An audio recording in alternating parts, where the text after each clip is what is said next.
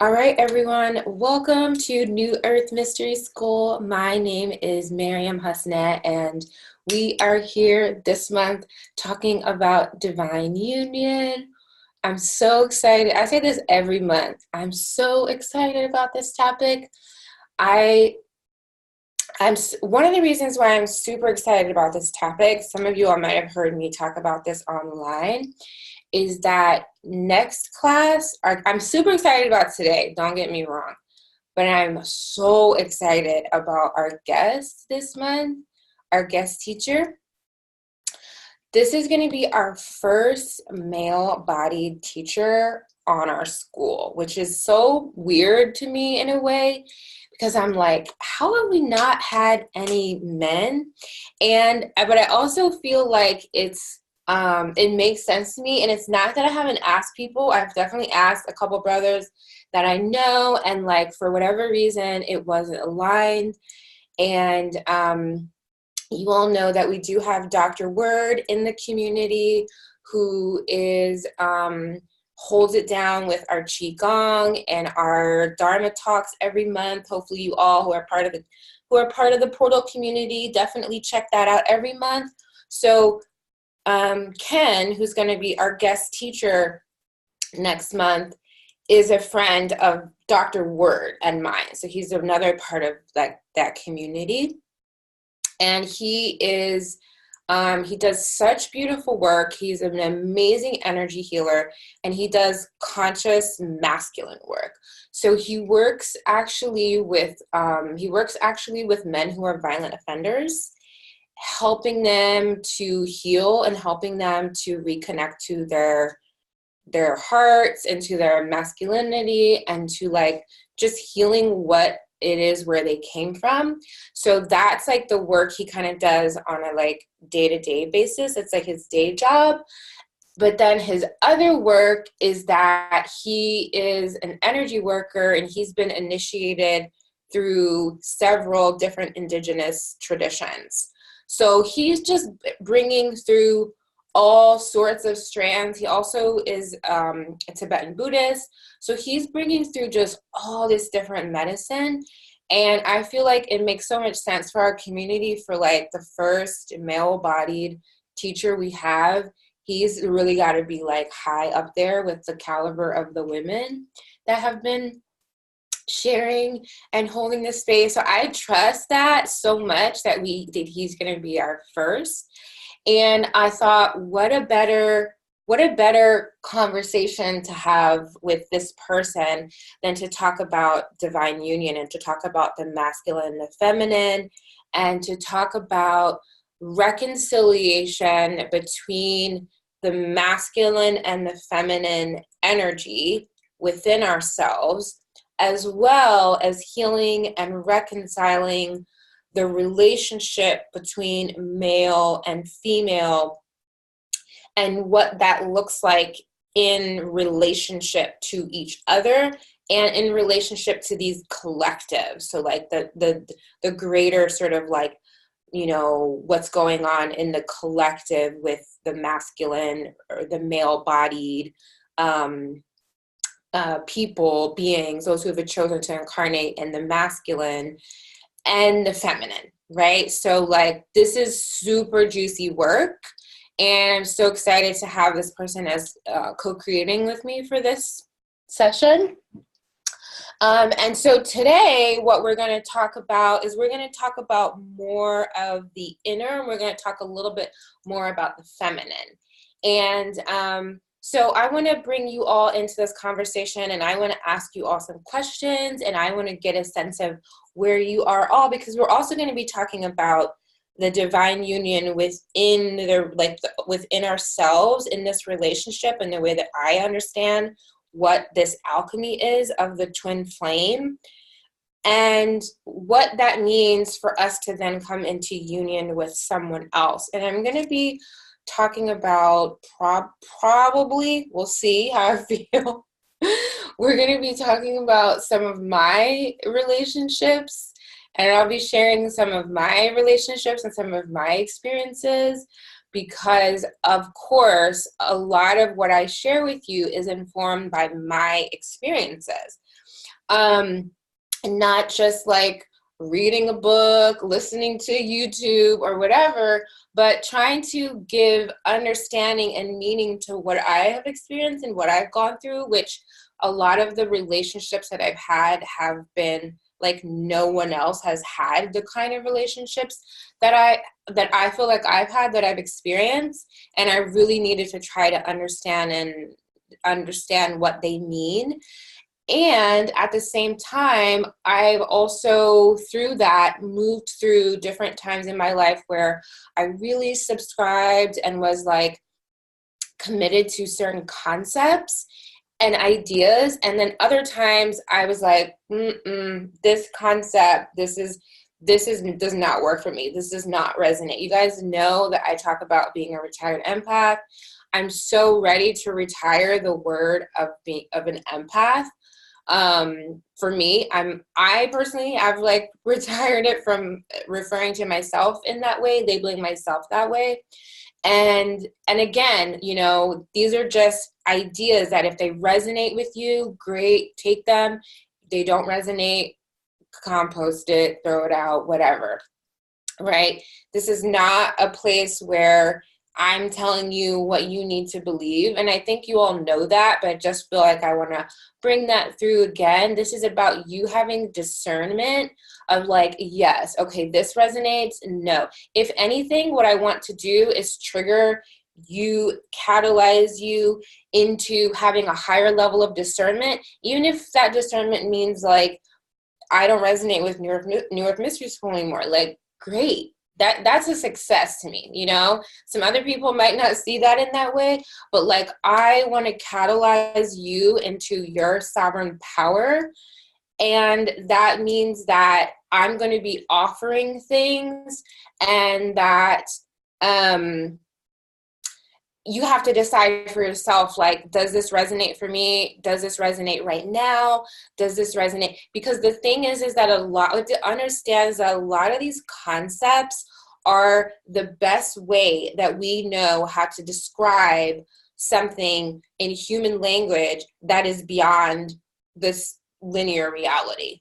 Right? So when we give things names like soulmate or twin flame or empath or ascension or, you know, whatever it is, like a lot of these things are meant to be expansive from where we are. And then what happens like when we expand beyond them? That's something we have to ask for ourselves. Right? And just moving out of like any of this, non-attachment to any of it, and just like being willing to let it all go and being empty again, and just coming from that place of feeling into the present moment of what feels right and aligned without needing to categorize it or label it, and more so looking at the energy of it. And that's how I kind of understand it. And then also just continually coming back to 0 point, continually coming back to, you know, what some people call like, you know, the isness or no thingness, or even trying to describe, you know, the void. All of these things are just names and terminologies, but it's when we get attached to them that we get stuck and that we get stagnant. So I want to ask you all, right? I want to ask you all, when you think of divine union, what does that mean to you? When you hear the term divine union, what does that mean to you? What do you think? How do you feel? What does that bring up for you? Y'all can share with me in the chat. Fluid. It makes me think of harmony, flow, one with everything, oneness, a beautiful dance, unifying with ourselves, balanced masculine, feminine energy within, alchemy, balance with source, connectedness, freedom, being in alignment, communion, soulmates, support, connection on nearly infinite levels, merging, wholeness, beloved, seeing myself in everyone. I love this. Unified with the universe, clarity. I think of a conscious relationship where partners agree to work together, bliss, meaning God, reconnecting with someone who you clearly had a connection with in a past life, resolving spiritual indebtedness, alignment, clear seeing, health, peace. Love it, love it, love it, love it. Connection with source energy, yin yang, align with the divine, align with another and with source. We use our gifts to balance the other, remembrance, love it. Pleasure beyond words, ooh, love that. My inner mission. Okay, well, this is why I love this school. This is why I love y'all. So for me, what divine union means is my relationship with the Creator, right? My relationship with the divine. I'm not separate than that. So when I think about programming, so one of the things that I was going to ask you, I was going to ask a question and then the answer can't answer the question myself. So I'm just going to go with it. For me, one of the blocks to divine union. One of the blocks to divine union is this idea that the Creator or source or the divine, or however you understand it, you guys, if you're new to the school, know that all terms are welcome here, whether you refer to it as the intelligence of the universe, of the Tao, God, goddess, the all that is, however you refer to it, the universe, whatever this is that's beyond just the human self, I'm not separate than that, right? And for me, this is what ascension is. This is what ascension path is. Ascension path is divine union. It's coming into this communion, really, with the divine. It's bringing those aspects. I'm going to use a lot of different terms, so just, again, feel into what feels resonant. The higher self, the oversoul, bringing those fractal aspects of ourself into this simulation, right? Because this is what this is. This is a simulation. Some people say it's an illusion. Some people say it's the Matrix. Some people refer to it as, the cosmic play. Whatever that looks like for you, this holographic universe that we project an aspect of ourselves into is a simulation, right? Now see if that resonates with you. Even if I say something and I say something with certainty, again, check in if that resonates with you. I'm certain of that. I'm certain of that as my truth.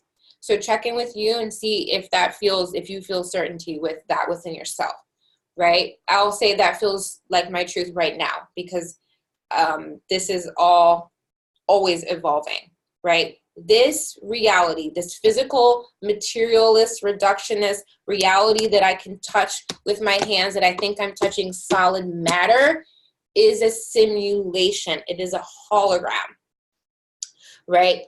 The game that we've been playing in up until now for the longest time is that there's an aspect of us that comes into this, incarnates into this reality, goes unconscious, it goes asleep, it goes into a collective amnesia, right? And the process of awakening is becoming conscious within this dreamtime reality, right? And I'm just laying the foundation for people, so if you know you're in the right school or not, right? This is how we get down here.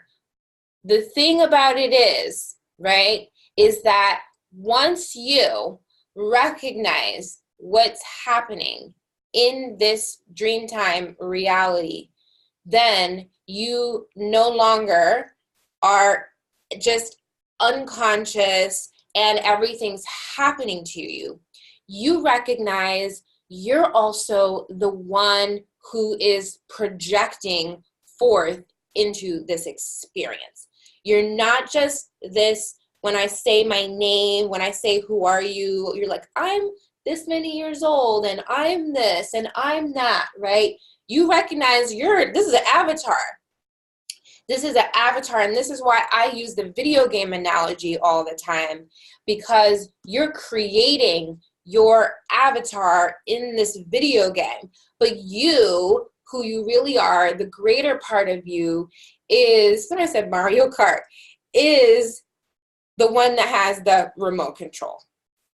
Now, we're not always operating from that place consciously. So ascension is bringing into union that part of you, which is here, manifest in this physical reality, with the part of you that is non-physical. So there's a complete open channel between this part of your consciousness and the part of you that is playing in this reality. When that comes online, some people experience it as their guardian angel. Some people experience their higher self as their guardian angel. I always experienced my higher self as a child as I had a guardian angel that was always with me. I always knew I had a presence with me my whole life. So whatever the collective amnesia was, I didn't really go all the way under, right? Doesn't mean I didn't have moments of being unconscious, being distracted, forgetting who I am, sort of going to sleep. But I always knew that I had a presence with me my whole life. And I always thought it was a guardian angel because that's what I was taught in my cosmology that I was born into, that we have a relationship with the angelic realm. So I always knew that I had angels. I always knew that I had a presence with me that was always there, right? So I was always sensitive. Someone said, every time I go to class with you, I remember who I am. Oh, it's so sweet. I always had a presence with me. Someone said, and I'm finally able to trust that, and I love that, right? Some people feel and sense that presence with them stronger than others. Some people you might refer to yourself as psychic, clairvoyant, a medium, a channeler, a whatever. Again, all these terms do not matter to me. But my point is that when your belief system says that it's separate and it's outside of you, you might experience it as outside of you, as a guardian angel, as other. When you collapse that reality, when you're able to embody that knowing, this is I am, there's no separation, more of that energy is able to come into the physical experience. Now, you do have to do work on your physical body.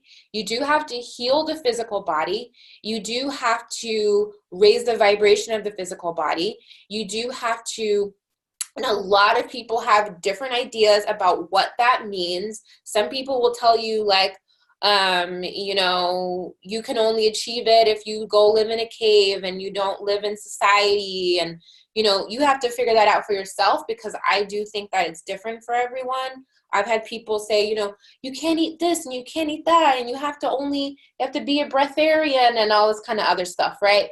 And that's fine. Like, this is not about getting into the details of that for me anyway. I just know what works for me. And I know that my body is very intentional in telling me and letting me know what it needs me to do next. And going through that what some people call the quickening, that process of lightening up, right? I remember there was a time when people were talking about ascension and people were talking about the event, and people were like, we're going to levitate out of our bodies and all this kind of stuff, right? You have to remember, like, I've been on this path consciously for 10 years now. So I've heard so many things. I believed so many things. I've gone down so many little rabbit holes. And again, you know, that's all fun. But then someone said then the layers start coming off and you're like, I've accumulated all these concepts and I really don't need all of them. So that's the lightening up process. It's unlearning. It's letting go of everything that you think you know, so that you can come into a more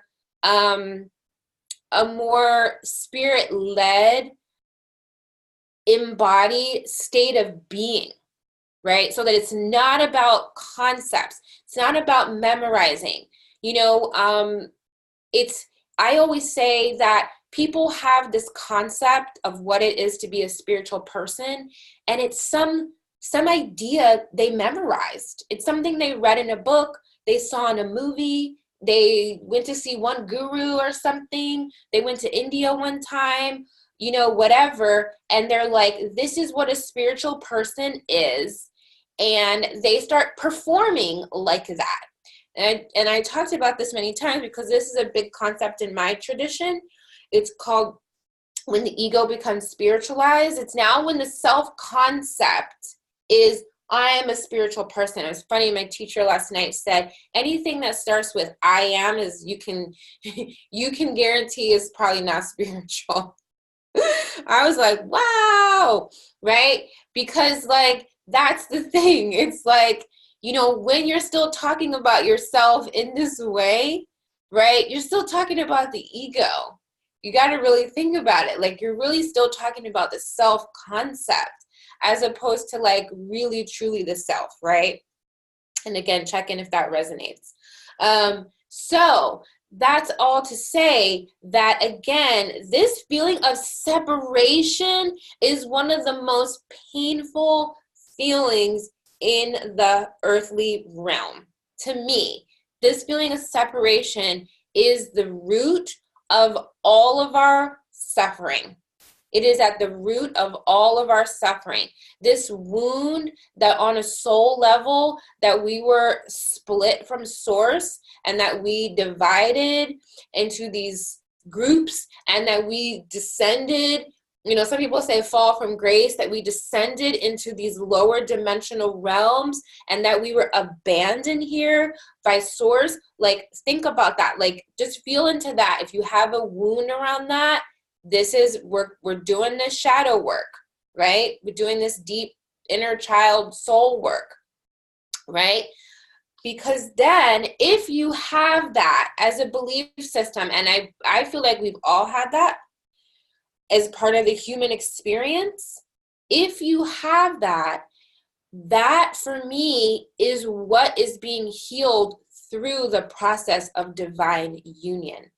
You're coming into this ocean, right? This is a very common like Sufi metaphor of like, you know, some people want to dip their toe in the ocean, but they don't want to be the ocean, right? So it's this idea of like the ego fears the annihilation, the loss of self-identity. It's built up all these ideas of like who I am unique, I'm special, I'm an empath, I'm different, I'm a light worker, I'm right. Think about it. All this stuff you built up around your specialness, that who you are, that you're separate and you're unique.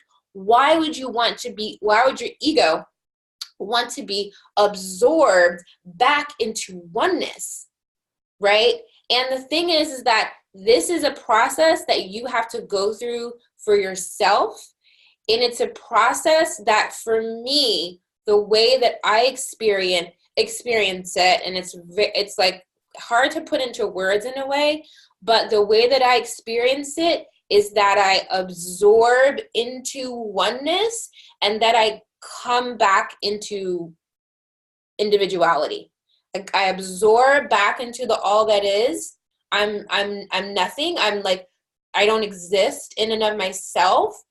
And then I project back into this unique expression of my fractal self of the divine, right? And the more that you kind of do that experience, you don't lose that connection, right? So you can project as much as you want into this sort of individual, unique, very sort of spontaneous dance that is you, that is your unique energy signature, but you're minus all of the emotional baggage and the story and like all of these ideas, right? And it's like you're coming through every moment fresh with like no ideas of who you are. It's like you're being born, right, from oneness into this fractal aspect of yourself that is unique, right? And that for me is what divine union is. Now, definitely, I would say you might spend more time sort of like in the part of you, because this is the thing. I'm not team kill your ego, so that's just how I feel. I believe that you go through this, again, this is my lineage, how it's taught, but also how I believed it. You go through this process of purifying the ego, right? So in my tradition, we call it the nefs. And one interpretation of it is that it's the ego, but another interpretation is that it's your donkey, right? So this is sort of a more playful interpretation of it.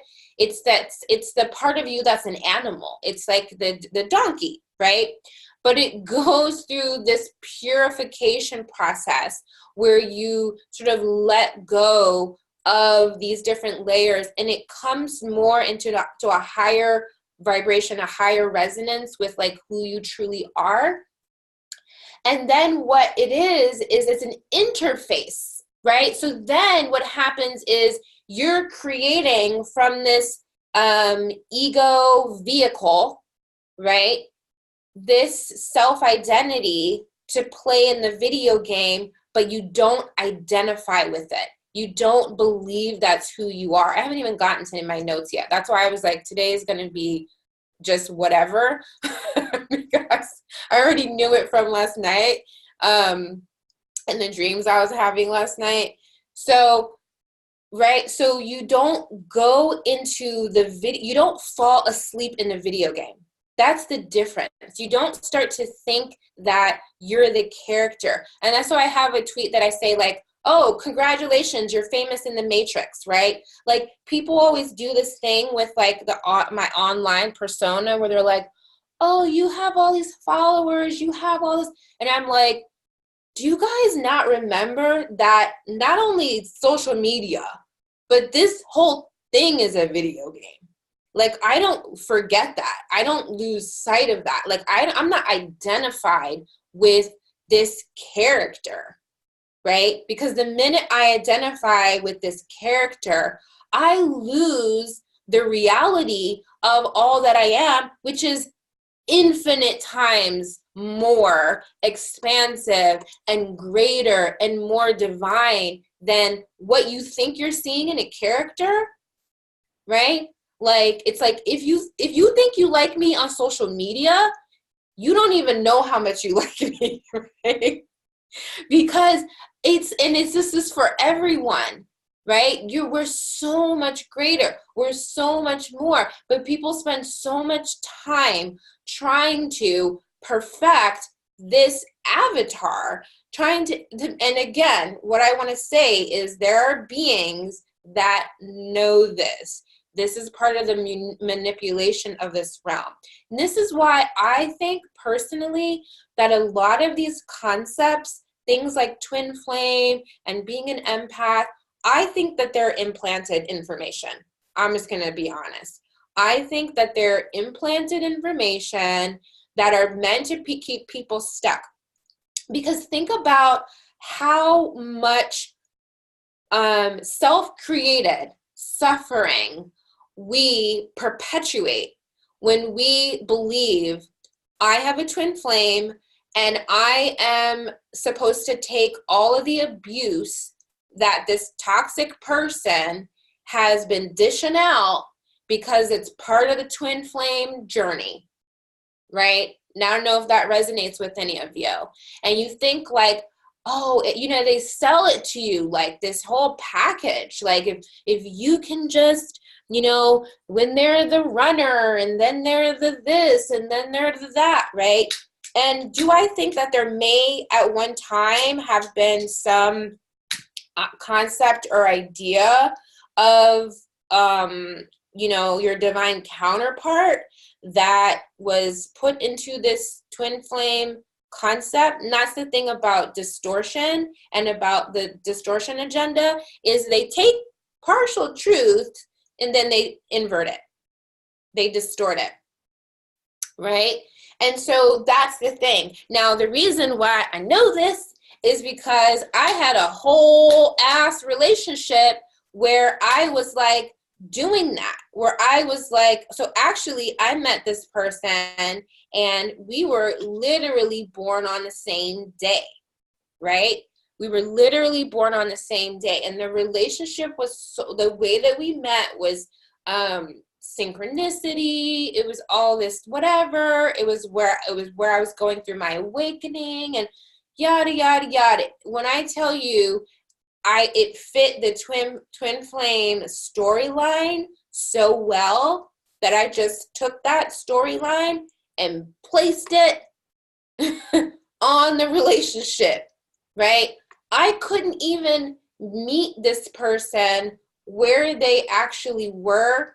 I couldn't even really show up. Now, mind you, this is the relationship that I started having spontaneous past life memories of other lifetimes with them, and all of that kind of stuff, right? And I was like, this is like nothing I've ever experienced before. So for me, I was trying to make sense of it. And this is about 8-9 years ago. I was trying to make sense of it. So the internet helped me out. Now, mind you, no one was talking about, think about 8 years ago, no one was really talking about twin flames then. And I discovered this term down the rabbit hole and this concept.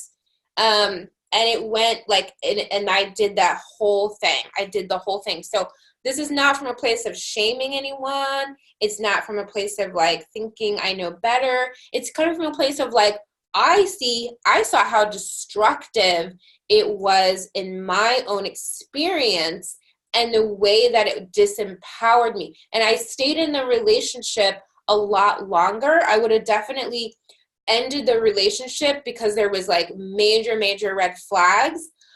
But me believing this concept, having this belief system that told me if you could just do this and you could just stay that, it distorted the whole relationship.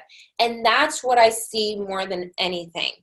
The reality is that, yes, a lot of people have these codependent, enmeshed traumas, right? Belief systems. And then they take these concepts and they use these concepts to justify staying in this loop, right?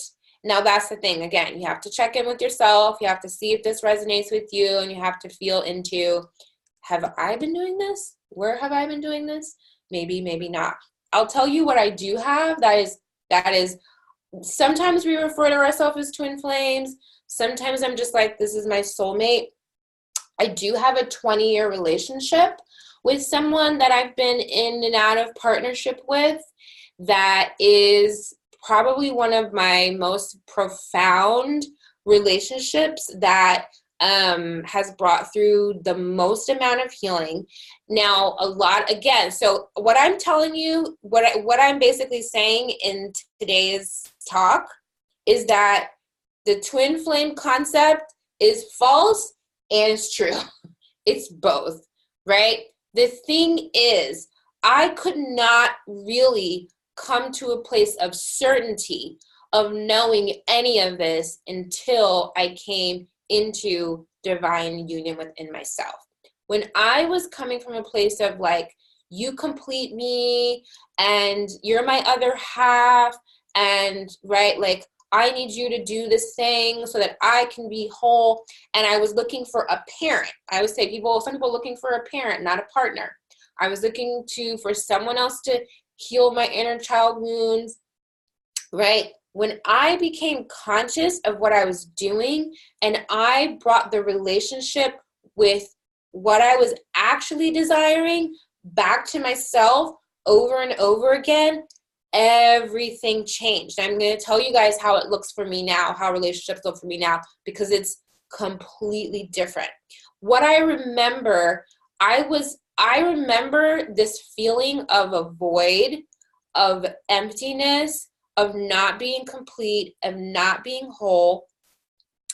And it was so painful. I remember it was heartbreaking. It was so like, and I was like, what? Nothing could fill it. No success, achievement, things could fill it temporarily, it felt like, but it was never enough. And I remember at some point, I remember I was just crying and crying and crying, and I was longing for something. And I remember trying to think, like, do I want this guy? Do I want that guy? Do I want the other guy? Like, I always kind of had a couple of relationships lingering, and I was like, do I want this one? Do I want that one? Do I want my mom? Do I want my dad? Like, I was like, I just want God. And I just remember coming to this realization. I was like, I don't want none of these fools. I just want God. Like, I just want to be with God. And I didn't want to leave this reality because I had already done that. I think you guys have heard me talk about my near-death experience. I didn't want that. I know that I didn't want to leave, that I didn't, I know that I didn't want to leave this experience, right? I just wanted to feel whole and complete in myself. And I was like, what is that? And it was from that very pure, very, very pure desire that everything transformed, that everything changed.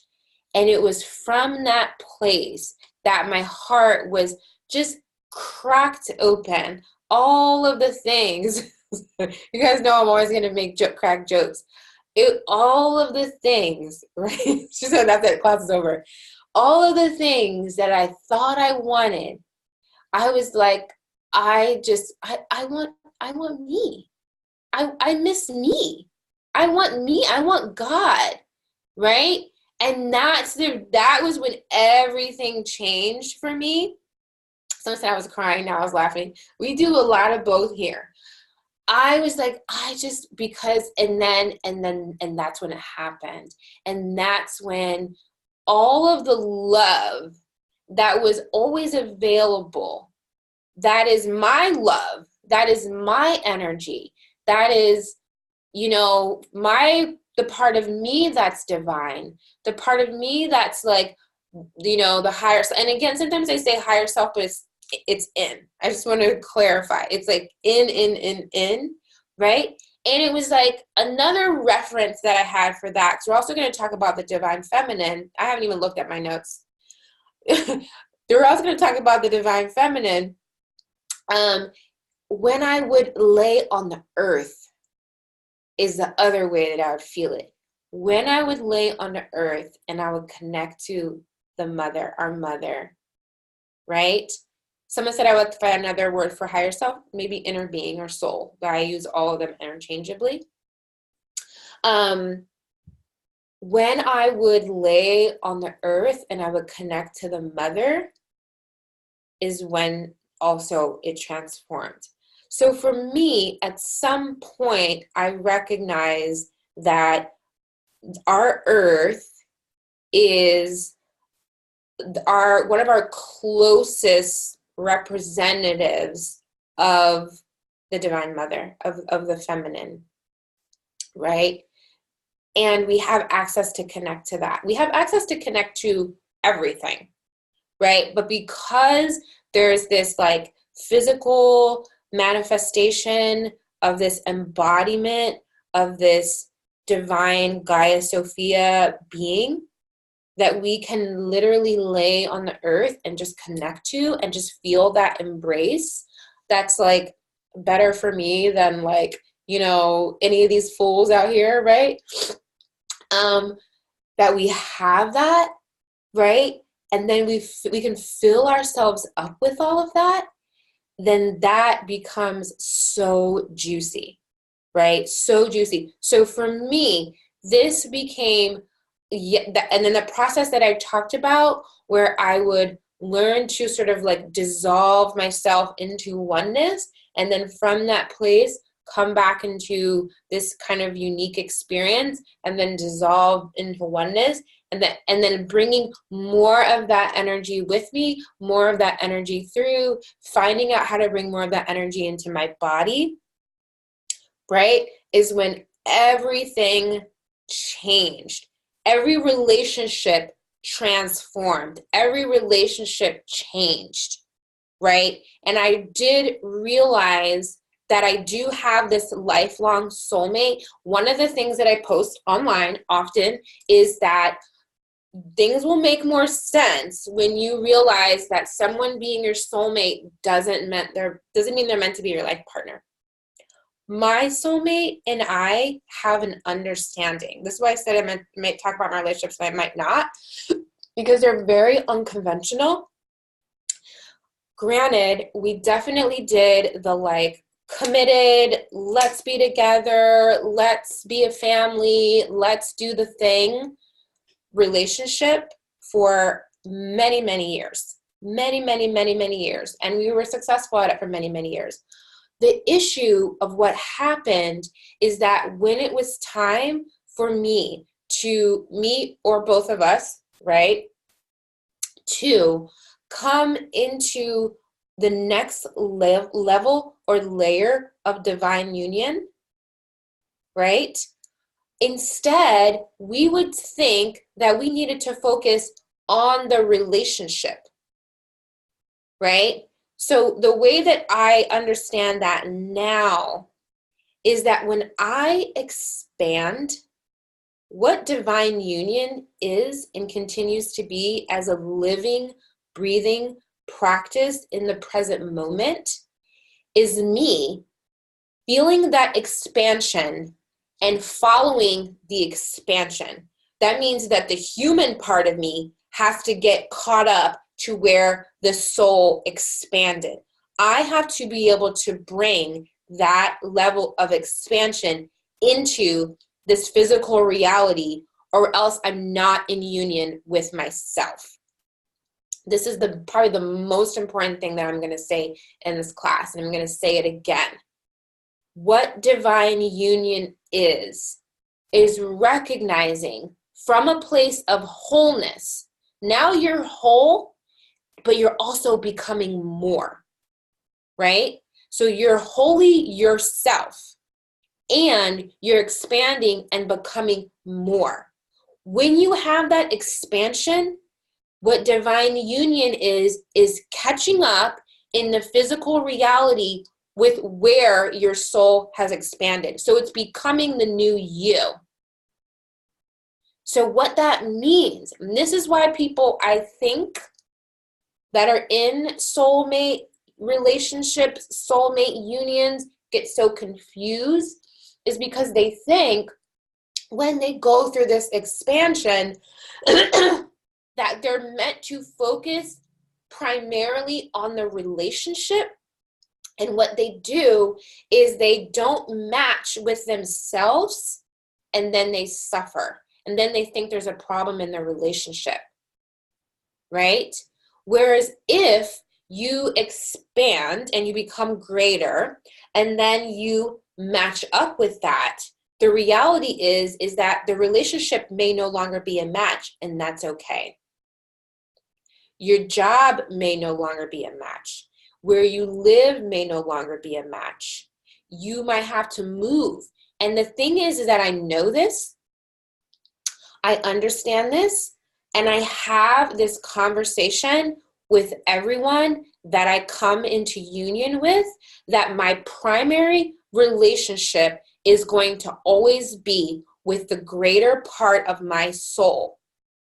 And then when that expansion happens, I have no idea what's gonna be asked of me. I have no idea where I'm going to be asked to go. I have no idea what I'm going to be asked to do. I have no idea. My mission might change. Excuse me. Everything could change. It's like non-stop moments of the Tower card over and over and over again. And the more that we're expanding and the faster we're expanding and becoming more, right? If people can't keep up with that, it's not that you're going to be cutting people off. It's that you're going to be continually following that impulse of your greater self and where it's pulling you, rather than staying matched in this whatever relationship that you're in, right? So that's, for me, what divine union is. Now, that's the reality, right? And the reality is that a lot of people are not comfortable doing that, because when they expand, what they think they need to do in order to be a good partner is to stay small, stay shrunken, limit themselves in order to stay matched with the other person. And what I'm telling you is, I'm guaranteeing you, this is going to create suffering for you and for the other person. Now, I've had some experiences with my soulmate where it's like a leapfrog effect.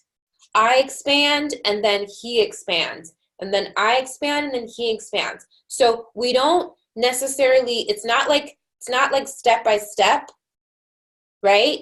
But it is that we and this is why we have a 20-year relationship, because we continue to expand and catalyze each other, right? So in a lot of ways, it does fall into the this is my twin flame kind of thing. And the reality is that because we understand the sacredness of our relationship, we have understood that in this lifetime, and I know this is not conjecture, I know this from my Akashic records, I know this from my seeing my soul contract, is that a big part of my mission in this particular lifetime is to not be limited, is to not limit my freedom. It's to actually expand beyond my soulmate twin flame relationship, to recognize that I am love, right? To recognize that I am love. And that may mean very much that I'm called into other relationships at different times in my life, and I need my soulmate to understand that. That was not an easy process at all. 100% not, right? It took a lot of deep work for individually, together, to understand that our relationship transcends this narrative of that I belong to you, that you're my soulmate and I belong to you and we have to be together. But the reality is that anybody that I get involved with, I have to say, I come with this other person. I come with this soulmate, right? We've had hundreds of lifetimes together. I've seen at least 20 of them, right, of our other lifetimes, right? When I was telling you all about, I think I forget what class it was, when I was someone was astral projecting into me and I started putting up shields around me. That's who this person was, because we know how to find each other on the astral realm. We know how to find each other in this time-space reality like a magnet, right? And so that's the thing. That's why I say this twin flame concept, I'm not attached to it at all. And at the same time, I definitely do have a relationship that speaks to a lot of these things. We also have a particular soul mission that we are on, that we're doing, that we're here to do together. So that part of it too, that idea of you're here to be in service and you're here to inspire and you're here to do all this kind of stuff, that's all true. And it looks nothing at all like what people say it is. It has nothing to do with now we're gonna buy a house together and just be together. Absolutely not. Right? That doesn't mean that you might not have written a soul plan to be with your soulmate twin flame. Actually, to throw another monkey wrench into this, I actually incarnated to have this person be my life partner. But guess what? I completed this lifetime. I completed everything that I had written to experience in this lifetime. I completed my whole life plan, right? And at some point, I recognized that I had actually completed, right, my soul plan, what I had written. And then when you do that, you change your blueprint, right? You change your blueprint and you change your DNA. You come into a whole, you get new guides, right? So this is the thing. We all write this plan hopefully we can accomplish this on a soul level in terms of inner work. Hopefully we can accomplish this. And if we're really lucky, we're going to get to these other things. I completed all of those. This is why you hear me say things like, know that not everyone graduated, right? This isn't about a hierarchy. It isn't about levels, better than, or whatever. It's just that I have an understanding that I'm not still working on the same pre-birth life plan that I had originally written. I already completed that one. I'm on to a new thing, right? And this new thing is very spontaneous. It's very in the moment, right? It's like it's operating from a higher level of free will than it is from you have these certain karmic agreements, these certain soul contracts that you have to do. I completed them, right? So that's the thing. There's a lot of people that are talking about, just this one version of how it's going to look from this place of operating within this pre-birth plan. Now, the thing is that you can go off track of your pre-birth plan at any time. We have free will. You can get distracted. You can do whatever. I tried that too, and that's not what I'm talking about here. I'm talking about actually going through healing the different lifetimes that I had, the karmic agreements, cleaning them all up, feeling into whatever needs to do. And I've done this through, people are asking me, what are you talking about? I've done this through hypnotherapy, past life regression therapy, Akashic work, and working on a very deep soul level to clean up all of my earthly karma, right? And to complete whatever the lessons. At the end of the day, that's what it comes down to, is understanding the lessons that you as a soul need to master and stepping into mastery. Stepping into that mastery of, now I learned how to not sacrifice. Now I learned how to, whatever it is that you're working on, mastering those things and committing those things. So no, you don't go through and just burn up your lessons. You actually have to learn them. You have to embody them. You have to transcend them, and you have to live from that place of having done the work. There's no shortcuts, right? So I hope that all makes sense. So I feel like I covered quite a bit of freestyling. I'm going to look into my notes now, and I'm going to see what I still want to share and talk about. How are you all feeling right now? Awesome. Yay. Okay. Awesome. Okay. Yes. Yes. Yay, yay, yay. Okay, perfect. Good. Awesome. Okay, so let's talk a little bit about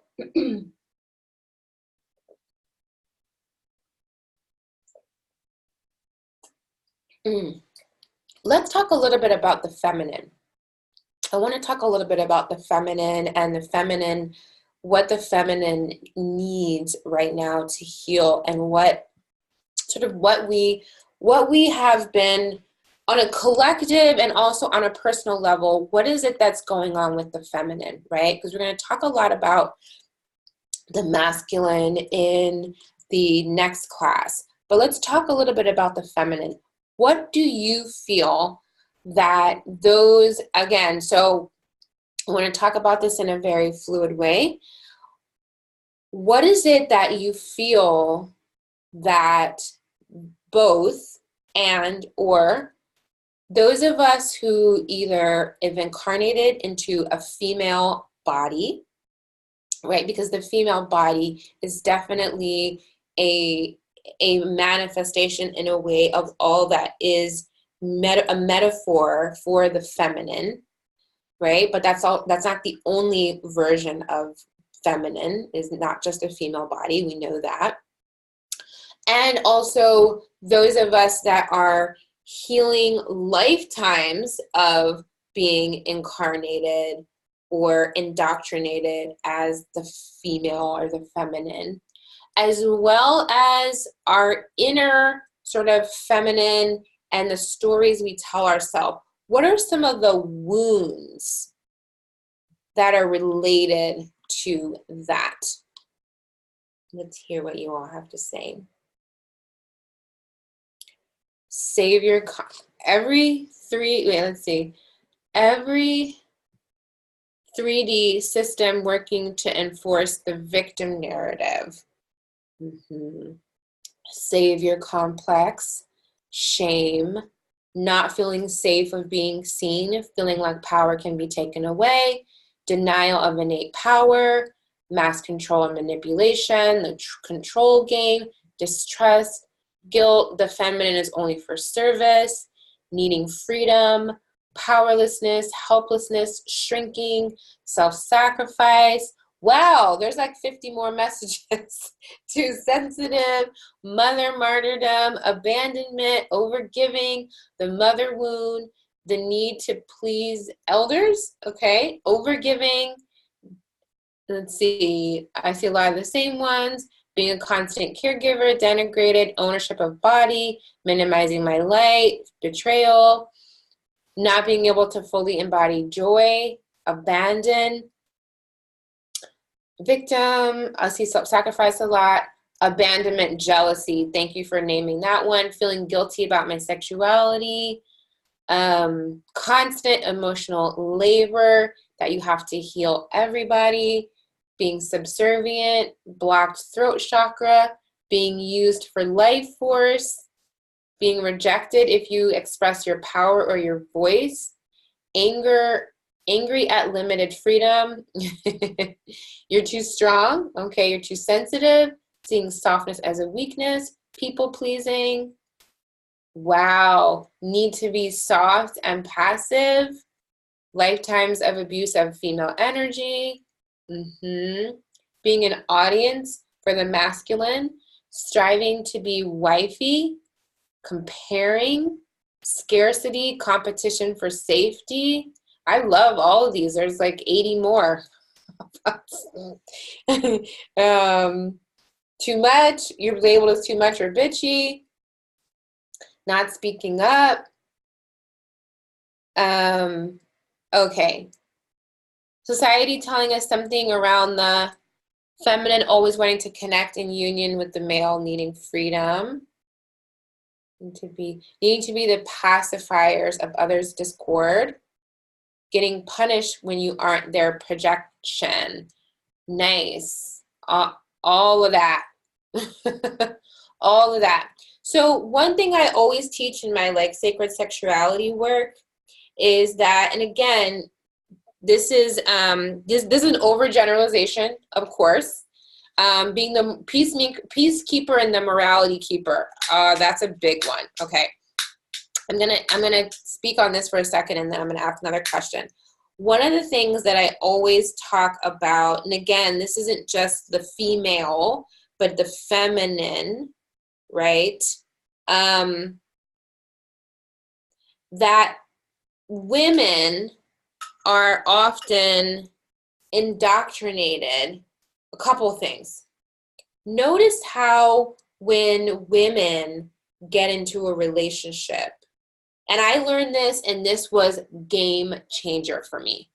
Notice how women are socialized that after a relationship ends, that they're meant to focus on what went wrong in their relationship, while men are socialized to focus on themselves.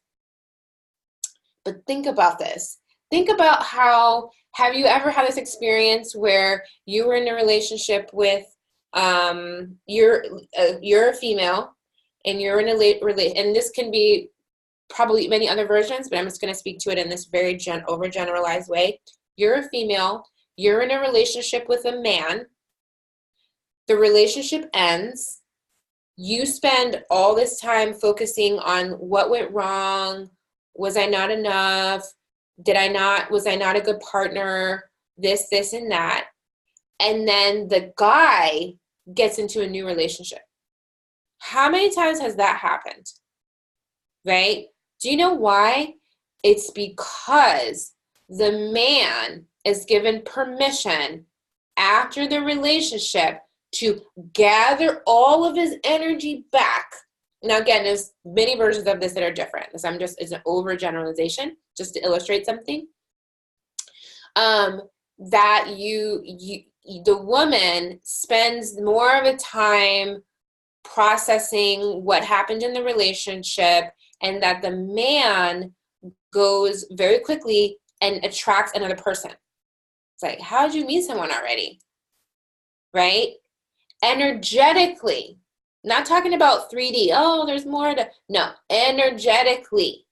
The reason this happens is because after the relationship is over, the man draws all of his energy back from the relationship bubble. Because when you're in a relationship, it's your energy bubble, their energy bubble, and the relationship energy bubble. What happens most of the time is that the relationship energy bubble is mostly the woman's energy, keeping it going. The little bit of energy that's the masculine, right, draws his energy back out of that relationship bubble to himself, calls all his energy back, focuses on himself. But again, what does he focus on? Unknowingly, he has permission to focus on inner union. He has permission to now take the expansion that came from that relationship experience and become the new version. And then meet a new person. Right? That's the thing. We're looking at it from a 3D perspective and being like, we're like, well, how? It's energetic. Okay? When I learned after the relationship ends to bring all of my energy back and to focus on the new relationship, I have so many examples, you guys. I'm telling you, all the stuff I'm telling you is because I've experienced it. I was in a relationship, and the person lived on the East Coast, and I was traveling, and we were going to spend a month together. I was going to go to the East Coast. Someone said this info is too powerful from my Wi-Fi. I was going to go to the East Coast for a month and spend a month with this person. And I was in a retreat, leading a retreat, when it was previous to that relationship, when previous to me getting ready to go to the East Coast, right? When I got to the East Coast, energetically, we both were like, this feels off, right? Like the energy wasn't matched. My energy was like here, his energy was like, it just wasn't matched, right? And like we kind of had that discussion before of like, if this ever doesn't feel aligned, like great, right? No problem. I'm in general, I'm like that. I don't force relationships. The energy don't feel aligned, I'm good, right? So what happened is I was still flying to the East Coast. right? Now think about this. I could have gone to the East Coast and so quickly gone into like, oh my God, this is embarrassing. I came out here to like be with a dude and this is not happening now. And like, that looks so bad. And like, I could have gone into all these stories, right? I could have gone into all these narratives, but for whatever reason, I didn't. I was like, oh, okay. I was like, nothing's wrong with me. Like, I was super clear on that. I was like, there's nothing wrong with me. I know that. So if we're not aligned, that just means we're not aligned. And I'm happy. I'm excited to know that. So I don't have to waste my time, right? I didn't put not one thought into why didn't this work out, right? Actually, what I did is I was like, oh, I'm on the East Coast. I should do an event. And I contacted Fran and I was like, hey, I'm on the East Coast. I'm here. We just got done doing this retreat in the Dominican Republic. What do you think about us doing an event while I'm still on the East Coast? She was like, great, come up to New York on Friday and we'll look for a venue. I went to New York on that Friday. We found a venue that same day and posted the event the next week. It sold out in one day. And mind you, I even forgot that I had come to the East Coast for a dude, right? And this guy is hitting me up like, you're probably upset. It didn't work out. I was like, I didn't even think. I was like, honestly, I haven't even thought about it. I'm so happy. I was like, I am so happy right now. This is all this stuff's going on. And actually, like, he turned very toxic because I think he thought that, like, you know, what a lot of women do, I guess, is that they like get upset with a guy and or whatever. That's his projection, whether that's true or not. I'm not saying that is the case, but he felt that, you know, women get upset with him because he doesn't want to be with them or whatever. And I was like, I don't even know what you're talking about. Like, I was like, thank you for like actually redirecting me to my path, because I actually saw the whole thing so clearly, because I was like, oh, this is my guides. My guides brought me here under the impression that it was going to be for this relationship, but actually what they wanted me to do is get to work. Because if my guides had been like, we want you to go to the East Coast to get to work, I probably would have been like, no. Right? So that's the thing. Your guides know where you are, and they're always directing you from where you are to back divine union with yourself. Right? And I didn't put it all together at that time. It was just like my intuition, my intuitive hits. I actually had a vision that next morning of doing an event. And I was going to book a ticket to go back to the West Coast. And I was like, why don't I just stay here and do an event? Ended up having the best summer, right? I ended up doing all this amazing work and everything. I ended up running into the guy out with my friends, having fun, laughing, looking great. And he was like, wow, you're really fine with everything. I was like, yeah, this is great, right? So my point is that we're bought into this role of the women that we're like, please like me, right? And I so saw through that, right? I so totally saw through that. And the guy still wanted me to play that role. He still wanted me to play the like, I can't get over you. I'm caught up and, you know, this and that. And I was not stuck at all. It was the best, like, just like, right? And I was like, oh, and then that's when it hit me, right? I was like, this is what the men do every time. This is what the men are taught to do every time. They're taught to focus on their creative work. they're taught to focus on their whatever. And it was interesting as I actually met someone else on that same trip too.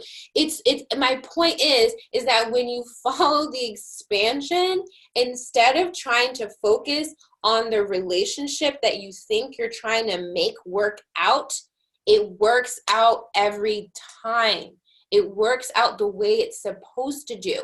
It's like Joseph Campbell, like follow your bliss. Like, what is the most exciting thing that I can do from here right now? And for me, it was like I just got off that high of like doing my first overseas retreat. And I was there on the East Coast, and I was just like, I literally am I felt so expanded from that, and I just wanted to keep following that. That has taught me ever since then that when the relationship ends, it doesn't mean that there isn't stuff to process. It doesn't mean that there isn't some time that you need, but that process of calling all of your energy back from the relationship bubble, number one, people are going to be shook, I promise you, because they're going to try to tune into the relationship bubble. Your energy is not going to be there anymore.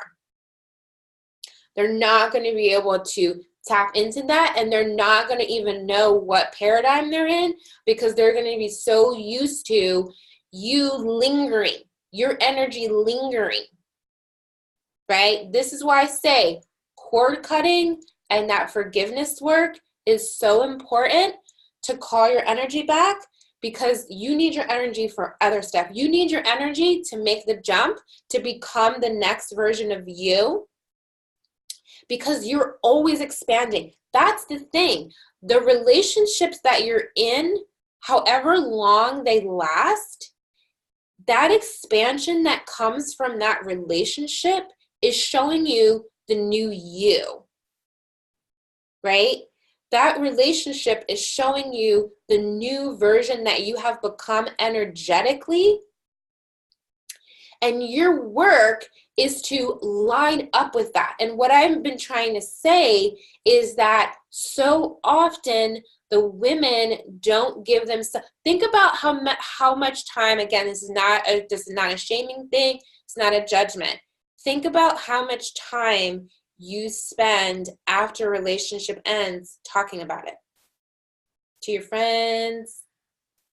Someone says 6 months. Dang. Right? It's not a judgment, right? It's just what I've learned a long time ago. And you all know I went through a year of, was it a year? I was saying a year, but it might have been 2 years. I actually don't remember. But I went through a time of celibacy, not sharing my energy, calling all my energy back, because I've been in open relationships for like the past 5 years. So I have been moving and shaking, right? So there were strands of connections, going in different directions, right? I needed a time to draw all that energy back to me, to not be feeding these little interactions anymore, right? So it wasn't about cutting people off. It was about calling my energy back from those relationships where people were like, they're getting fed through me, but I'm not getting anything back. Or maybe I am getting something back, but I'm not getting everything I need back, right? And it's like a, what do you call it? It's like a piecemeal. Like you're piecing different pieces of people together to try to make a whole person. Think about how that impacts your ability to actually come into, I wasn't looking for a partner. Just for me, I wasn't really looking for a partner. I was just interested in connection and intimacy. So this is why you also have to kind of feel into yourself, where are you honestly at? It took me a while to be able to accept that I wasn't actually in a place where I was looking for my life partner. And that doesn't mean that I wasn't interested in connection, right? So it doesn't have to be one or the other. It doesn't have to be you're married to your soulmate or you're celibate. You can still have experiences and relationship and deep love and right. But when you know that ultimately the inner divine union is your primary relationship and everything else is I don't want to say training wheels, but that is a term. That is a term that I utilize, right?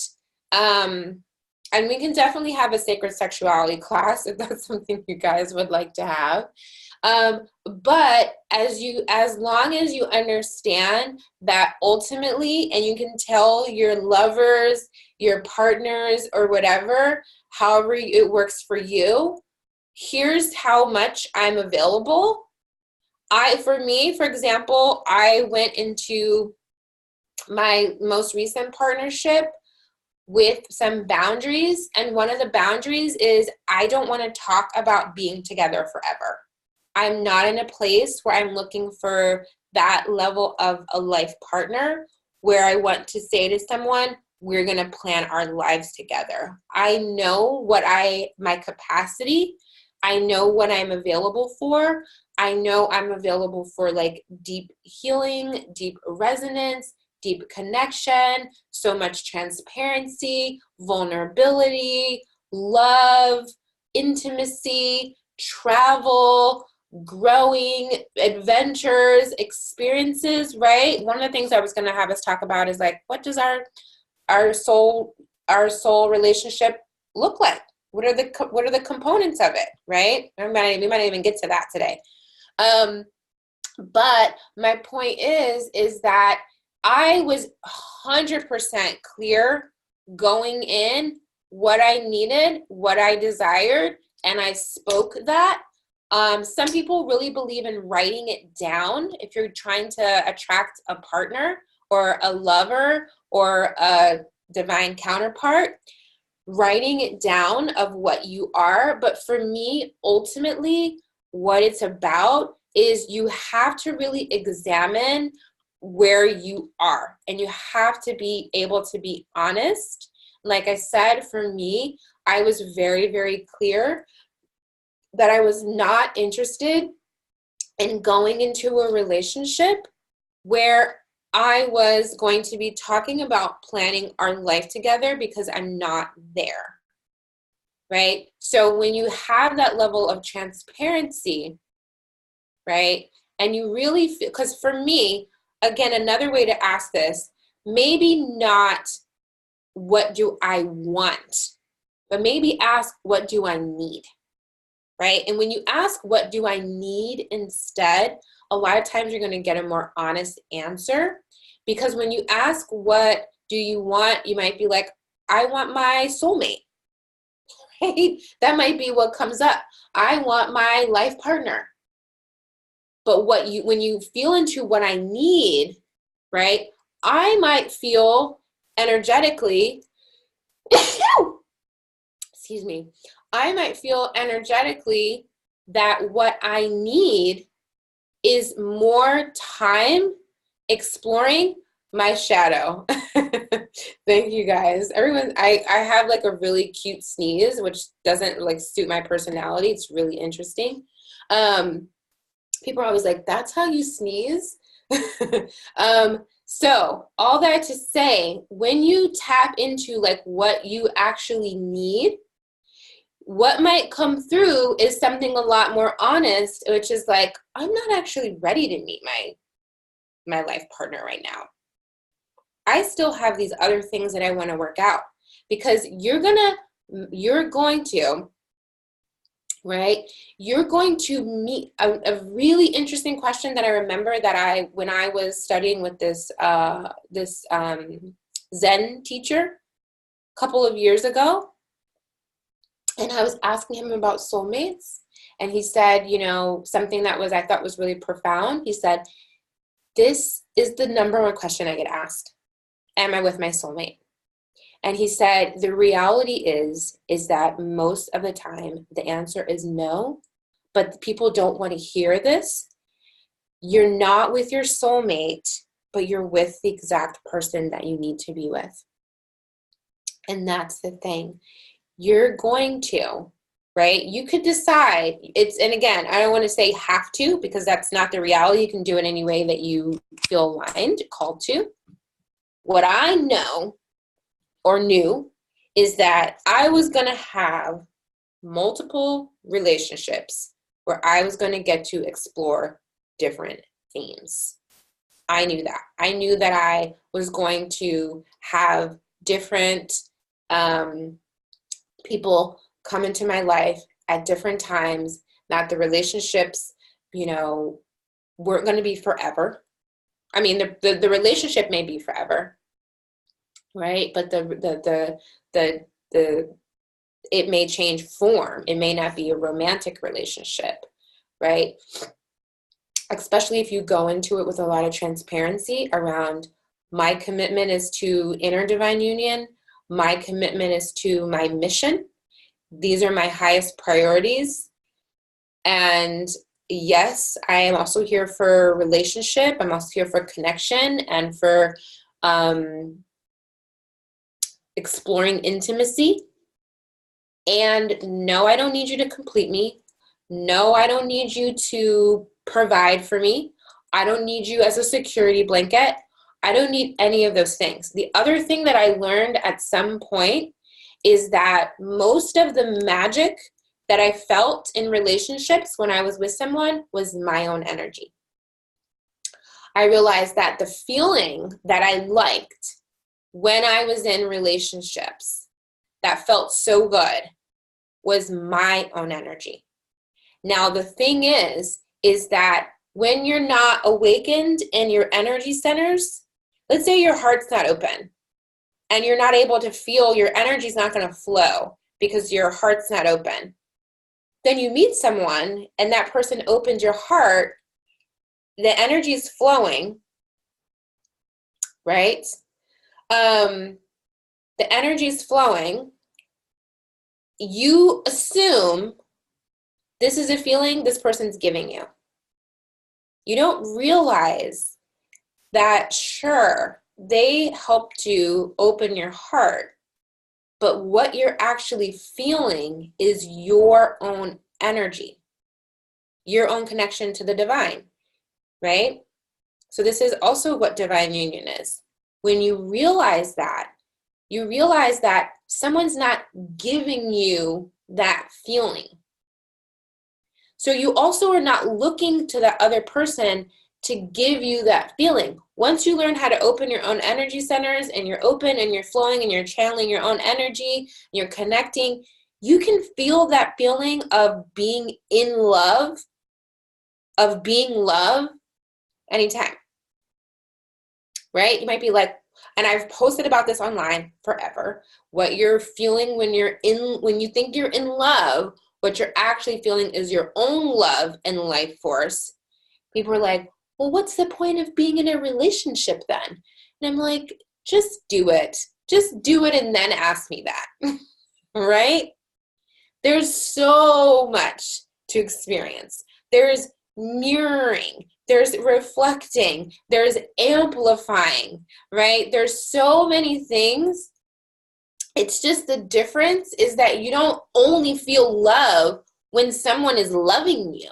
You don't only give yourself permission to feel your own love when someone else says, oh, wow, I'm worthy of being lovable. Now let me feel my own love. You have access to feeling that all the time,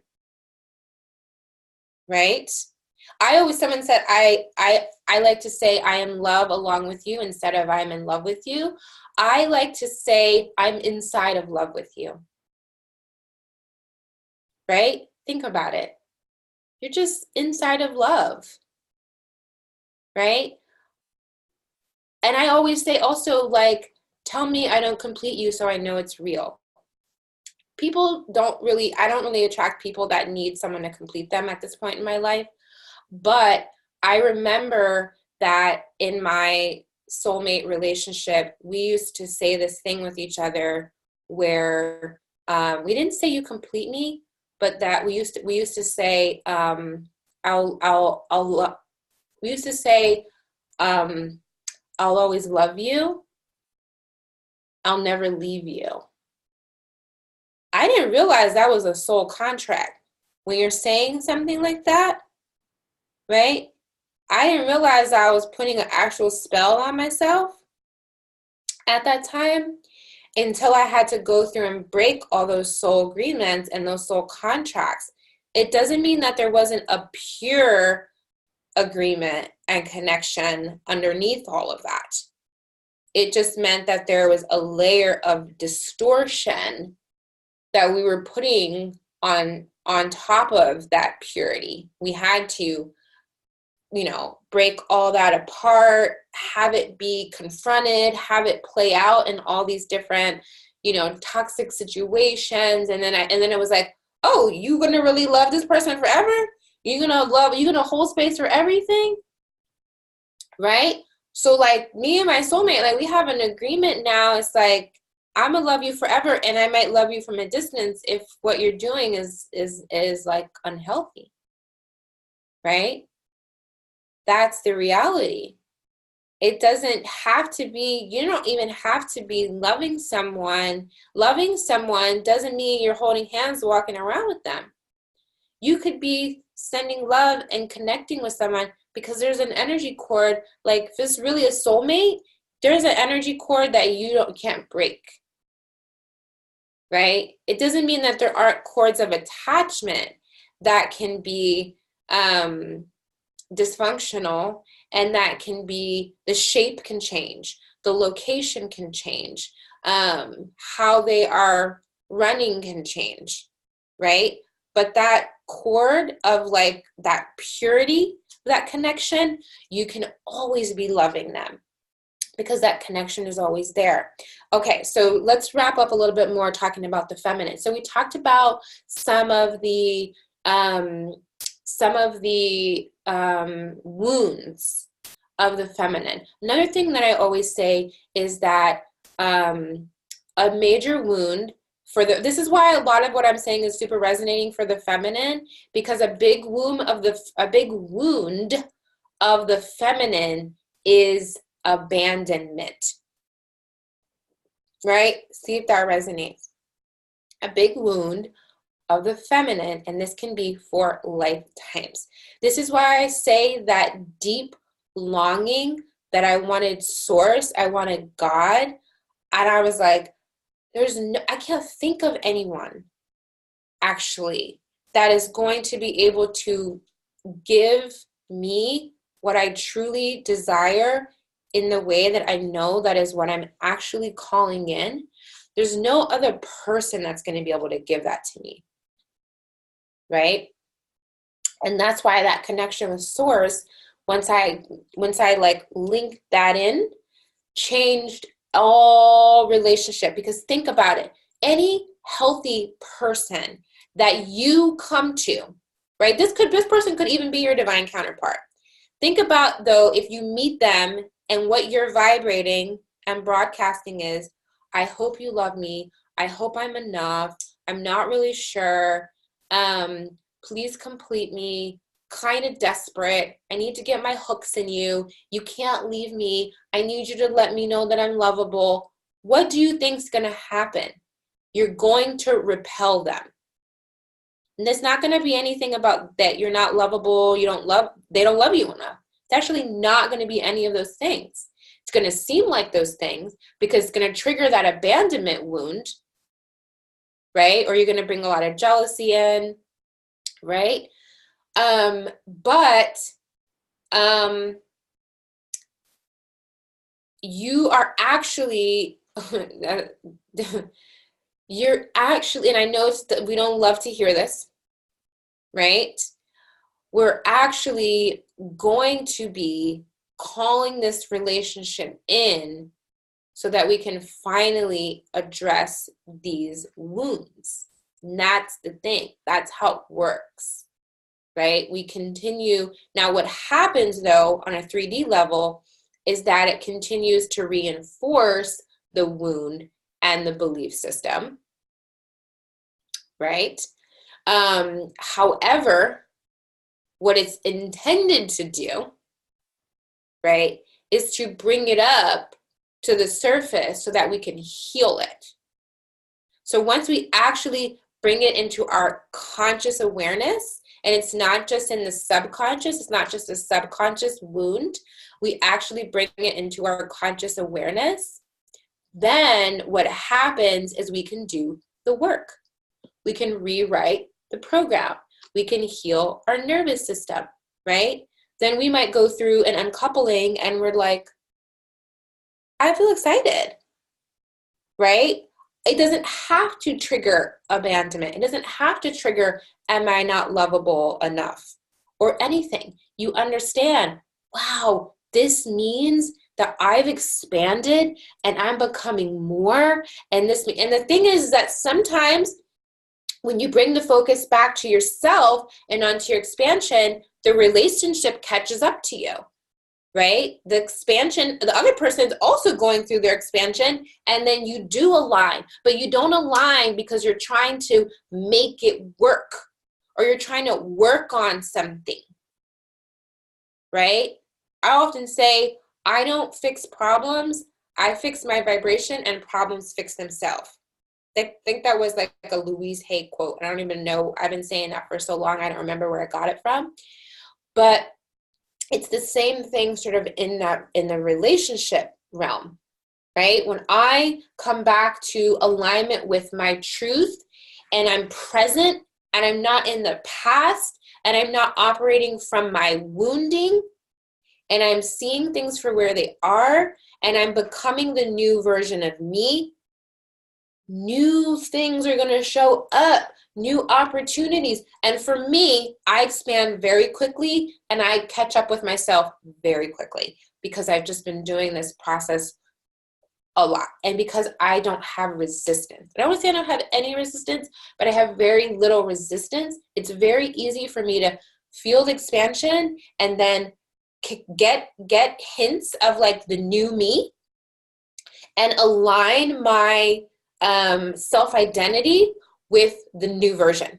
This is why I don't really experience imposter syndrome, right? Because when I get those visions of like the new me and where I'm going, I'm like, let's go. If I need to move, if I need to change jobs, you all remember when I started New Earth Mystery School, overnight, I was like, private sessions are done. I don't know, that I was just guided that they're done. And I had no idea what this school was going to turn into. Now we have 950 members. This is a thriving community of people that want to do this work together, that want to be in community. I just was like, maybe 10 people will show up. And that's the thing. When you receive the vision of the expansion and what you are meant to create, you can't let a relationship make you, right? You choose to become stagnant because you're spending and the thing about it is that I'm also like aware that there may be like the mind has some curiosity around like, why didn't that relationship work out? Okay. That clarity will come. That clarity is not going to come by you mentally rehearsing everything that went wrong in the relationship. Right? That's not going to come from you ruminating on like, well, this happened and then that happened. It's going to come when you align with when you raise your vibration, because you know what they say, like, what's that saying of like the vibration of the problem isn't the same as the vibration of the solution. It's the same thing Einstein says. It's a metaphysical thing that Einstein says, where basically he's saying you can't solve the issue from the same level of thinking that created the problem. You have to raise your vibration, because then what happens is then you're available to the realm of possibilities and the realm of imagination and the realm of answers. When you're focused on this happened and that happened and this didn't work, you're not able to receive clarity. So you want to move into that place of clarity, of receptivity. And this is what's really beautiful about the feminine, is that the feminine, when you can move into that receptivity, that's a very feminine state, right? So as I said, the feminine, there is a fear of abandonment, right? Where the masculine fear is losing their freedom, right? Of being suffocated, right? So whereas the feminine wants security, the masculine wants freedom. And when I tapped into my divine union within of my masculine and my feminine, I realized actually that I had been playing that role of like, what I thought was being a good partner was like just being super loyal and putting the relationship first and da-da-da-da. But when I tapped into, I was like, oh, wow. The reason why I've been feeling so stifled in a relationship is because my own nature is actually very free-spirited. I'm very unconventional in relationships. I feel comfortable in open relationships. I don't need a lot of labels.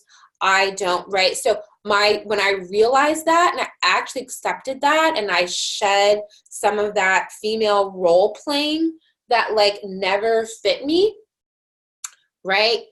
There was a huge shift into I actually wanted a lot more freedom in how I want to move, right? And again, this was a very, very difficult transition for my relationship with my soulmate. Because imagine being the female-bodied one and you're like, I want to be in an open relationship. I want to be able to explore. I want all this freedom. I want, right? But that's when you realize that actually it's the masculine and the feminine is within, right? You can be in a relationship with someone and be playing a very more masculine, energetic role, right? In a certain time. And that for me is the most fluid relationship. It's the only kind of relationship that I feel comfortable really being in, is where both people are very connected to their masculine and feminine and can become very fluid in those roles at different time. Not one person is like, I'm the one who's always this. I'm the one who's always surrendering. I'm always leading, right? Because my own inner masculine was very stifled in that kind of dynamic, right? And didn't feel fulfilled. So I can't come into divine union with myself if my inner masculine isn't happy.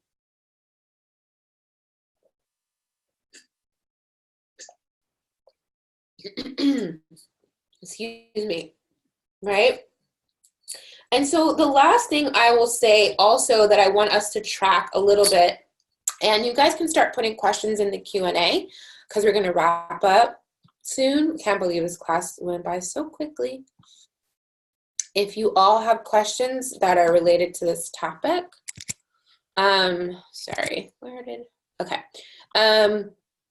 you can start putting questions in the Q&A. The last thing I want to say is I want to talk about toxic femininity. This is a pretty radical thing, but I want to talk about so we know all of the things of the wound of the feminine. We talked about the indoctrination of the feminine. We talked about some of the programming. I also want to talk about the shadow, right? We always love to talk about toxic masculinity, right? Some people might argue there's no such thing as toxic femininity. Really? Okay. And I'll ask you all, again, check in, see if it resonates, right? What are some of the things that come up in the shadow? We'll just call it the shadow. We don't have to call it toxicity. What are some of the things that come up in the shadow side of the feminine? Pick me culture, emotional manipulation, subversive manipulation, entitlement, victimhood, predatory role. Thank you. Possessiveness, manipulation through sex incubus. I love this community. I love this community. so much. Thank you all for talking about this. Trauma bonding, deception, right? Jealousy, crazy making, using your sexuality for manipulation, bitter and resentful, right?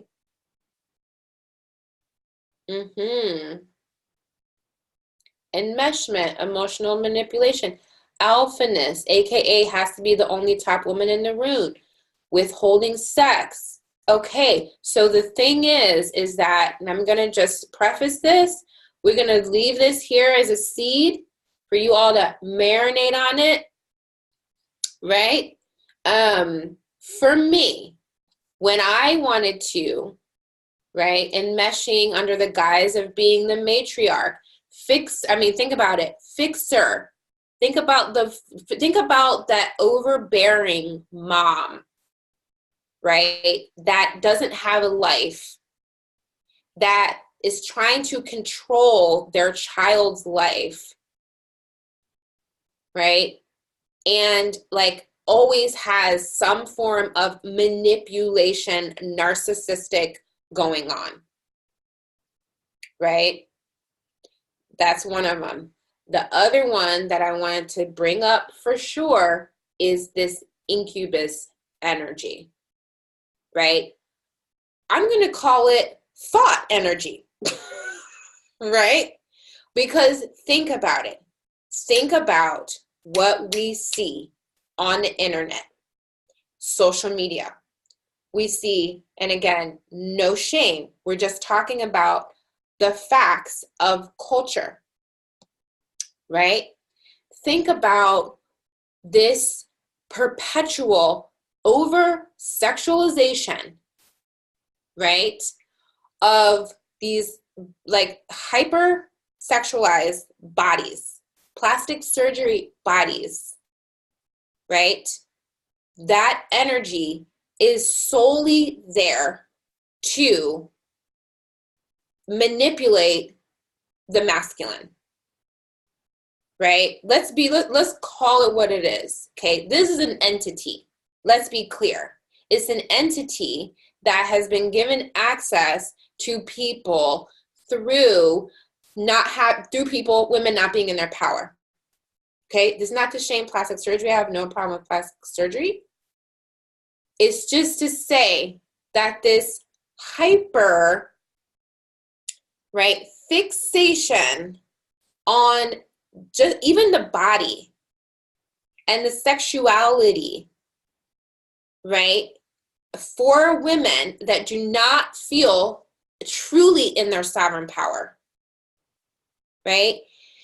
When they decide to take on this role of this, and the thing is, we talked about this a little bit before, we have to come to this realization that these relationships that we have with these entities is a consensual relationship, right? If you don't feel you have any power, maybe the only power you have to get anywhere in this world is your sexuality, and you decide that you want to promote that as your way to be powerful in this 3D matrix, you don't think an entity is going to be willing to play that game with you and to give you power and to offer you things and to implant these ideas in you that, like, yeah, just get plastic surgery and just get bigger this and bigger that and look more like a doll and look, and look more robotic, and like you're going to be able to get more of the, right? You're going to be able to get more power. You're going to be able to get more fame. And you see it on social media. You see it with like, it's inorganic. It's inorganic, right?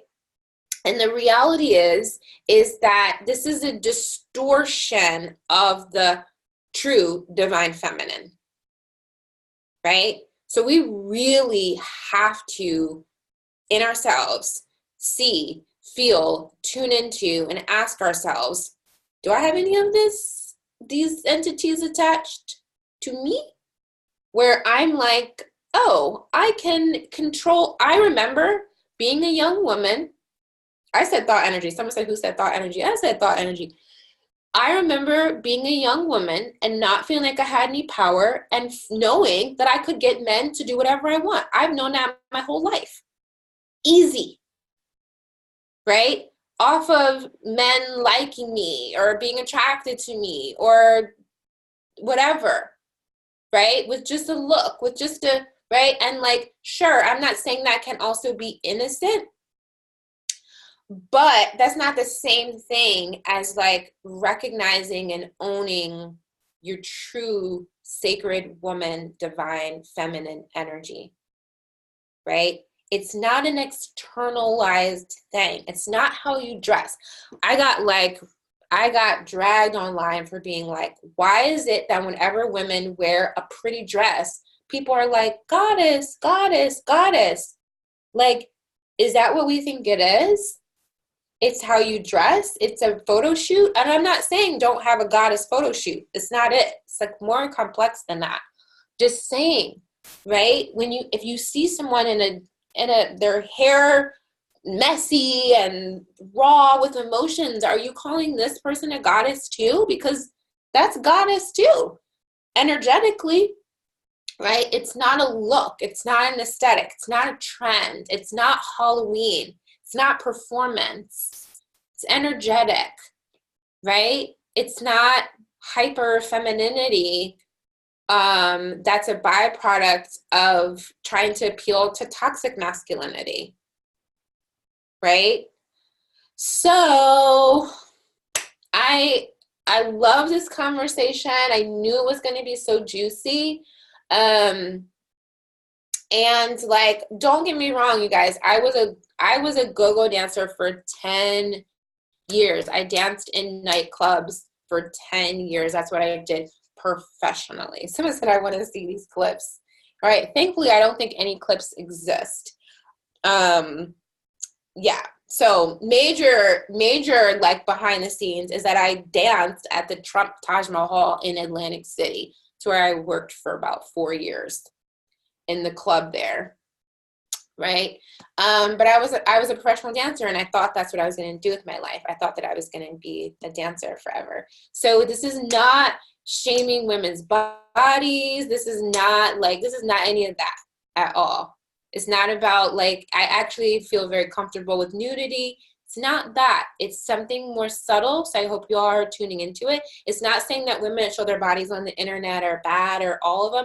It's very nuanced. It's a very subtle thing that I want. To me, it's not subtle. It's very loud, right?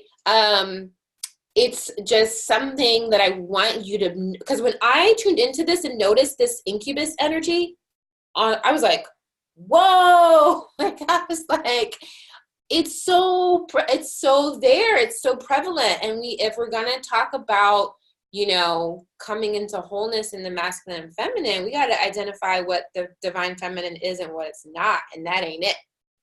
It's right.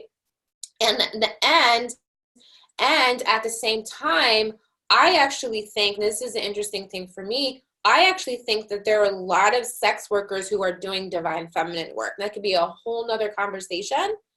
I actually am very tuned into that as well. So it's not that either. It's, again, this distortion energy that you want to pay attention to. I think some sex workers are definitely healers, absolutely. I'm very aware of that. So that's the thing. We want to like look at it beyond the surface and start to tune into what it is. And it's not a visual thing, and it's not they always do this thing or they're always here. It's right. And the role of the sacred prostitute or the temple prostitute goes back to the Isis temples. So I have actual lifetimes of being that one, right? So it's not about that. It's sacred sexuality work is sacred work. Let's be clear. So again, tuning into that distortion of it, right? And how you can find it. And I gave some examples. So I hope that you all feel really enlivened and awakened, and like your little spidey senses are going off from this conversation. I know 2.0 is going to be super duper juicy. Um, I'm gonna check in some of the questions that you all have. Um, let's see.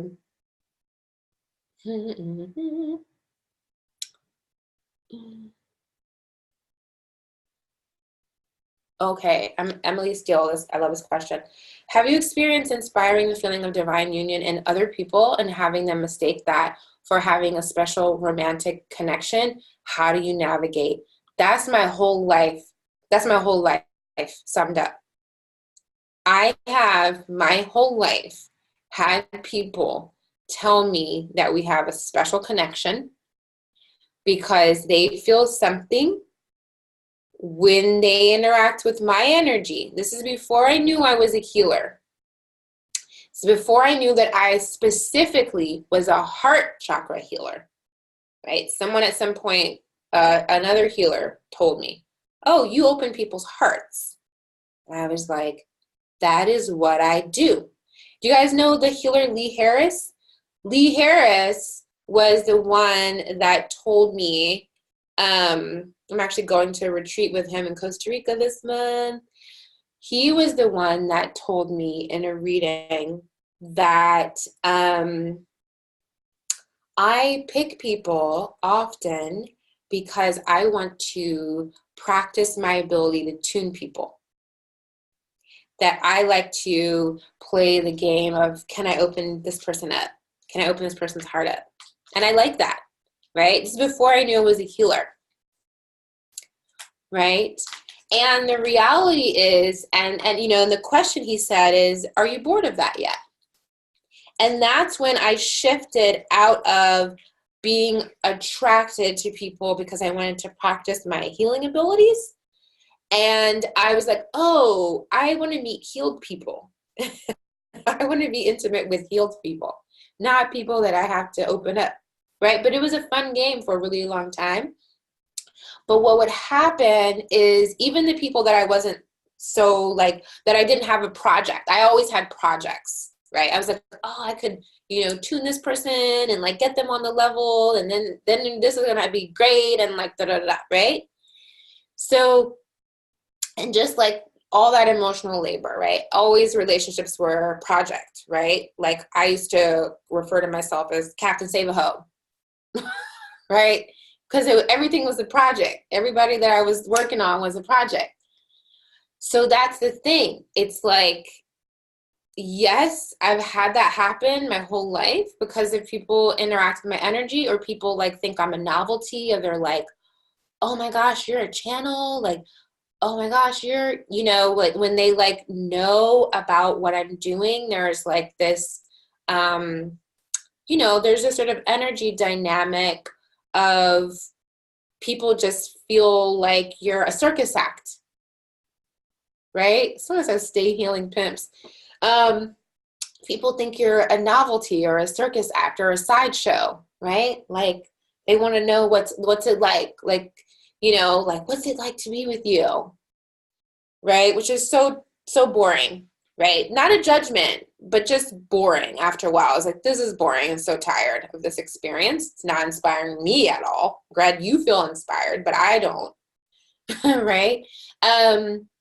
So that's the thing. It's like when you get really clear on like what part of it you're signing up for, it's not just like they're doing it to me. I was like, oh, what part of me is into this? I was like, oh, right? I like opening people up. I like tuning people. I like blah, blah, blah, blah, blah. Once I transformed that and how I wanted to show up and what I was available for and what I wanted to experience, what I attract is different. And that's the reality. Sometimes it's hard to pinpoint what is unconscious in you that is like playing into that role. It doesn't mean that people still don't try it. So I just want to clarify that. It's not saying you shift your vibration and then those people don't show up. No, it's discernment. You see them a mile away and you're like, I'm good. That's the thing that's different when you shift your vibration. You have the discernment to see things now and not play into them, right? So it's not like some people think like raise your vibration, you just don't attract those kind of people. Like I don't think that. I just think that you're able to discern them better without going down into the play with them, right? So that's the thing. And when you understand like why you wanted to play in that way, you're like, oh, and then there's no judgment, and you integrate and you like forgive yourself or whatever that looks like for you, right? And then you integrate and you're like, okay, cool, what's next? What do I want to do next? And you get super duper clear. Maybe what's next is like, oh, I want to meet a partner where we can work on collaborative work together, where we like create together, right? Or whatever. I want to meet someone where we travel together, right? So you like get really clear on like what you want to experience in a partnership, in a love relationship. And for me, again, same thing. For me, it's not like, how do I meet my forever life partner? It's more of like, oh, I would really love to have an experience, a relationship where this dynamic is active, right? And I get to explore this part of myself, right? Then you see those dynamics and you just say, no, thank you. You don't play into them. I don't even need to let people know what they're doing. That was a stage 2 where I was like, I need to let you know that actually what you're feeling when you interact with me is your own love. I don't need to do any of that emotional labor. Just no thank you for me. When I see that projection energy, I talked online, I think it was last week, about fantasy relationships. I mentioned online that I have had so many experiences with people creating a fantasy relationship with me. Ever so often, someone creates this story that they're in a relationship with me, whether it be that they know me, or fake beef, or an example that I gave was that there was a person who decided to create an Instagram page where they were going to expose me, and started tagging friends of mine. And my friends were like, do you see this? Do you know this? Do you know this person? And I was like, I have no idea who this is. Like, and the things they were saying were like not making any sense to me. And I did a little bit of research, and I found the person's original Instagram page, and this person had been interacting with me for 2 years thinking we were in a relationship. I've never talked to this person. I've never had an interaction with them. I didn't know anything about them. And I'm just telling you guys this kind of stuff because this kind of stuff does happen when you're visible, right? 2 years. And I scrolled back and I was like, oh my gosh. And what was happening is that the person, and you might be like, how does the person think you're in a relationship if you never talk to them? They thought that tweets that I was tweeting were subliminals to them, and they were reading them, and they were telling themselves a story. Again, this person's in a fantasy, telling themselves a story that I was tweeting that to them, and they would be interacting with me, right? They would be they weren't interacting with me, they were interacting with themselves, but they would be DMing me on Instagram. I don't look at my DMs, right? And so they would be interacting with me relative to what they thought they were reading and thinking it was about them. And the thing is that if I was to take this down to like its most pure place, probably what happened is this person was feeling a great amount of resonance with what I was saying, a great amount of resonance with things that they've probably felt before and have heard no one else say, and thinking that means that we have a special connection. And it happens all the time. I say something and someone says, you're talking directly to me. And they really believe it, right? And that they think they need to have a relationship with me because of how much resonance they have, right? They have. But think about how much this often happens with gurus, right? Katara said, if that was the case, you'd be in a relationship with all of us, right? Think about how that happens with gurus, with celebrities. And this is why I say worship culture is so dangerous. Literally, Miriam just typed it. This is why this is such an issue and why I talk about this so much. I do not want you all to get caught up in this at all. And this is something that you all probably don't know, but I've actually removed people from the community that have become obsessive with me because I have been very, very clear. This community is not about me. This is about the work, right? And this is so important that it's not about making it about everything I believe. I'm the authority. I'm the expert. I know. No, this is about you being in your sovereign power. This is why I bring guests on every month. This is like why when we have community meetings, I'm like, you guys come on and talk and share, right? I'm just the one that facilitated this coming into the 3D, right? Because this is not at all about, and I also feel I have spiritual teachers, gurus, whatever you want to call it. None of them tell me what to think or believe or what to do at all. Not at all, right? They catalyze me. They trigger me. They push me into coming into my own power. And that's the thing. I'm always going to send you back to yourself at the end of the day. And I've went on a whole tangent that was related to one person's question, right? But I hope this is like making sense to you all because we create idols. This is what idol worship is. We create idols. We put idols on a pedestal. We put them in our temple, whether the idols be an influencer, a celebrity, a musician, someone in our lives we're idolizing, whether it be money, whether it be fame. All of these things are idols. Even if we put a picture of white Jesus, right? And we're like, white Jesus, he's our idol, right? It's like, you know, first of all, that's not how he looks. But beyond that, right? He never asked to be worshiped, right? You know, and even the prophets had to remind people to not worship the angels, right? Because you see an angel and you're like, oh no, this is why people get tricked by false light beings all the time, right? You don't worship. It's not about worshiping, right?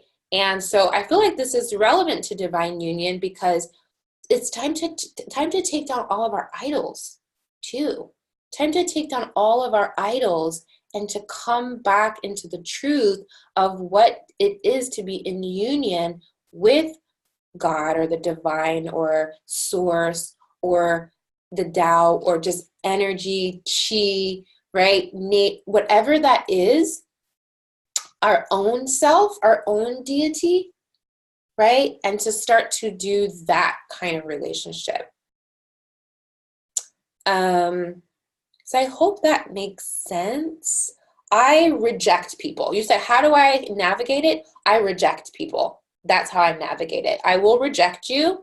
If you try to idolize me or worship me, I will reject you, right? I will set a boundary and then I will absolutely reject you. And that is from love.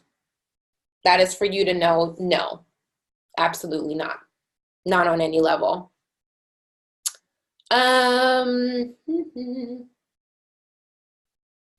Oh, I love this. How much of your alignment with yourself and with source, your divine union, was reconnecting to your own erotic power? What level of importance do you believe this plays in divine union?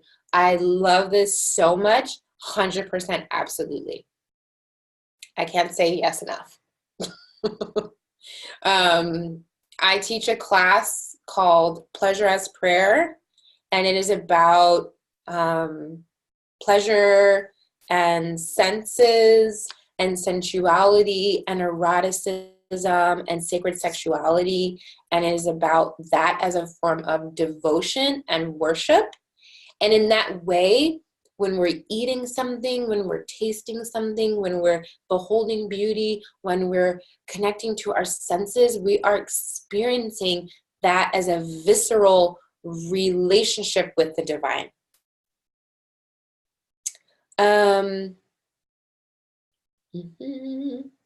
How do you suggest or advise for people who are breaking up from long-term relationships? A lot of people I know in my circle, including myself, are realizing that we need to end the relationship. There's a lot of pain in it because the other person wasn't cheating or doing anything wrong.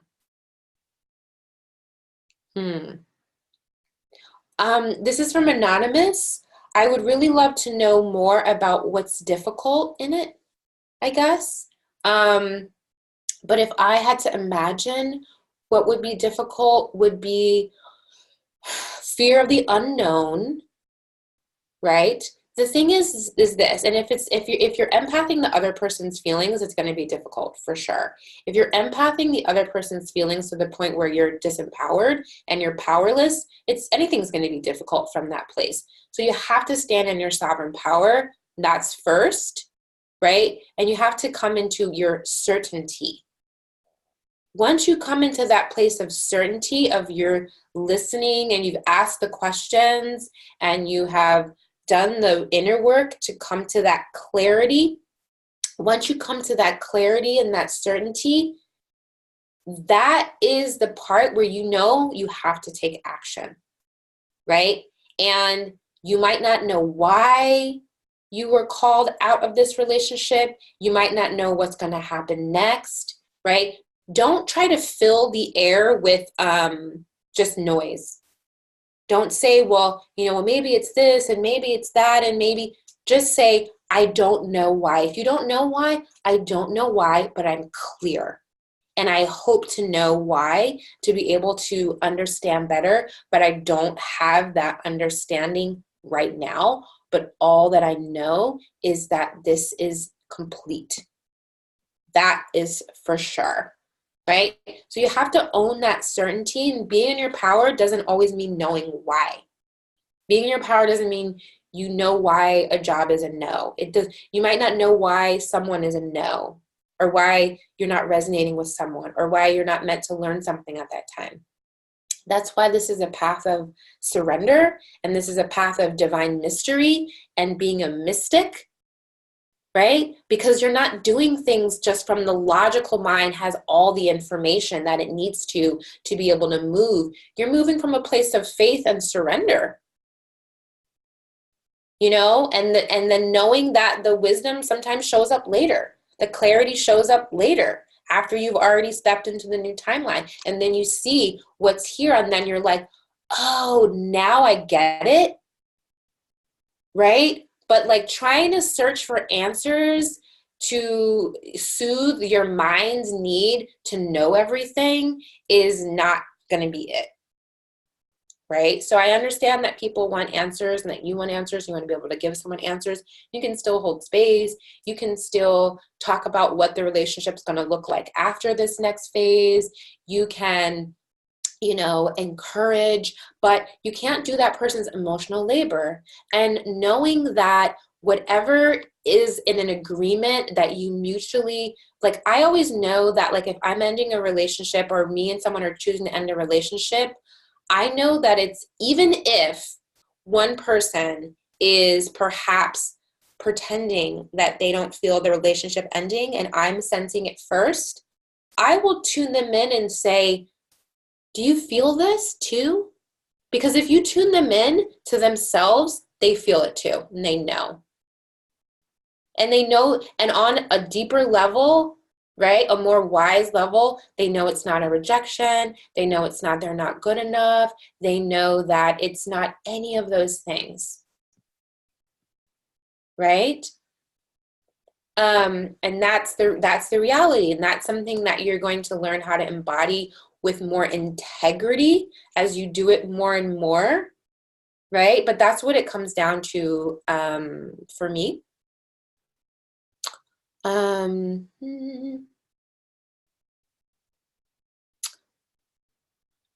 Miriam. Do you think there is a lack of decent heterosexual male partners who are willing to do the emotional work? No, I do not. I don't even want to read the rest of that. I do not. But if you have that belief, then, you know, like what I would do around that is like, I was like, you know, I've never had a problem attracting partners. So I will only speak for myself, right? I've never had a problem calling in partners. That's never been an issue.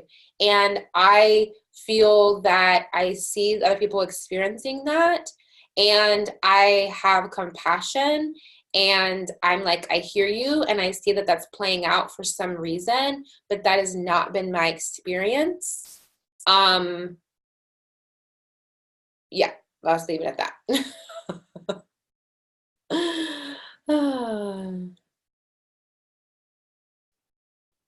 Hmm. Someone said, will the class recording be emailed? Yes, we email the class recording within 48 hours, and it's usually in the portal the same day for members. Can fear of receiving be related to wounded feminine? Absolutely. Thank you so much for highlighting that. I'm going to answer one or two more questions. Absolutely. This is actually so important and huge, right? Let's unpack just for a second why. Why is fear of receiving a part of the wounded feminine? What else? We are the givers because we give so much. Strings attached. Absolutely. Feeling of undeserving. We have to earn what we get.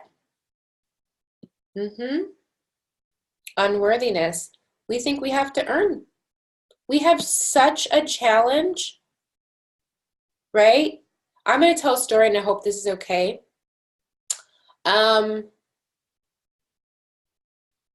I was with my friend, and I was getting things together for a gathering of people, of friends. And we went to Whole Foods, and I spent a lot of money on the things for the evening, for the event, and I was gonna be cooking and doing, so I'm just spoiling my friend, right? Which I love to spoil people I love. And I spent a lot of money, and so my friend already felt uncomfortable from that. We walk outside in Whole Foods, and a random woman pulls up, parks right in front of us, and is like, "Are you guys okay?" And we're like, "Yeah." And I'm getting ready to call the Uber. And the woman says, "Let me give you guys a ride." And I said, "Sure." My friend's mouth is like on the floor, cannot handle it. It's just like, like, and I was like, just get in the car. I started putting the groceries in the car and everything, because for me, this is normal. I'm like, thanks, angels. Thanks, guides. Right? Like, I don't have a block to receiving, right? And this is why I'm able to be like a channel for like sharing. And this is why I'm able to be a channel. I don't have a problem receiving, right? I'm like, yes, makes sense to me. Sure, why not? Right? Like, I would do this 100%. Right? This feels to me just like the universe, like, give and receive. And my nervous system didn't do anything. I was just like, great, right? And I had no issue just receiving this kindness and accepting it. So my friend is so overwhelmed with both the part that I had just spent all this money and that I was doing all this kind stuff, and that this other random person just shows up with kindness. And my friend's like, I don't see this. I don't experience this. I'm not used to this. Right? So it was totally like just overwhelmed, not grounded. And I saw this. And she's talking to the woman is like, and so like my friend's so open. It's great. Her heart's so open from this exchange. But it went from like, a little bit of block to receiving to just like being opened up. Right? And then my friend says, I don't know what you're doing later, but maybe you would want to come over for a gathering we're having. And I was like, I knew for me, that wasn't the exchange that I was agreeing to. I knew for me clearly. And I was like, I don't think she knows what she's doing. Right? That came through so clear. I was like, I don't think she knows what she's doing. And I was like, I think she felt obligated. You did something kind for me. I have to do this back. I have to. Obligation. And I was like, oh, this is a test. I was like, oh, you set this test up. This is a test. I saw it clear as day. So we arrive at the, we're moving all the packages and everything. And I was like, okay, do I say it? Do I not say it? And I was like, I'm going to say it because I always say it. I was like, listen, I love that that's what came up. And I want you to just sit in the energy field of receiving kindness from me and from this person without you needing to do anything at all, without you needing to feel obligated to invite her. And I was like, and feel into, do you truly, from an organic place, want this person to be here for your gathering? Or was that just a response to you feeling uncomfortable with receiving so much that you're like, I have to give something now in order for this to be okay in my nervous system, in order to make this okay, right? I have to give something now that means that like I actually deserved that. And I said, I support whatever you want to do. And she just like started bawling, crying, and was just like, you're so right. I did not feel comfortable just having someone be kind to me for no reason. And this is the thing. We can say it's for no reason, but the reality is that God in the universe is always providing little miracles for us all the time. If we're open to see them and we're open to receive them and we're open to be available for them and they're part of our belief system, right? They're so abundant. It's so abundant, right? And so that's the thing. Like, and the beautiful thing is my friend got a very similar test twice in the same week after that time, two more times. And I was like, isn't that beautiful knowing that your test is going to come back around so you can keep mastering it of just being able to receive, right? So that feels like a story that I hope a lot of you can understand and connect to and resonate.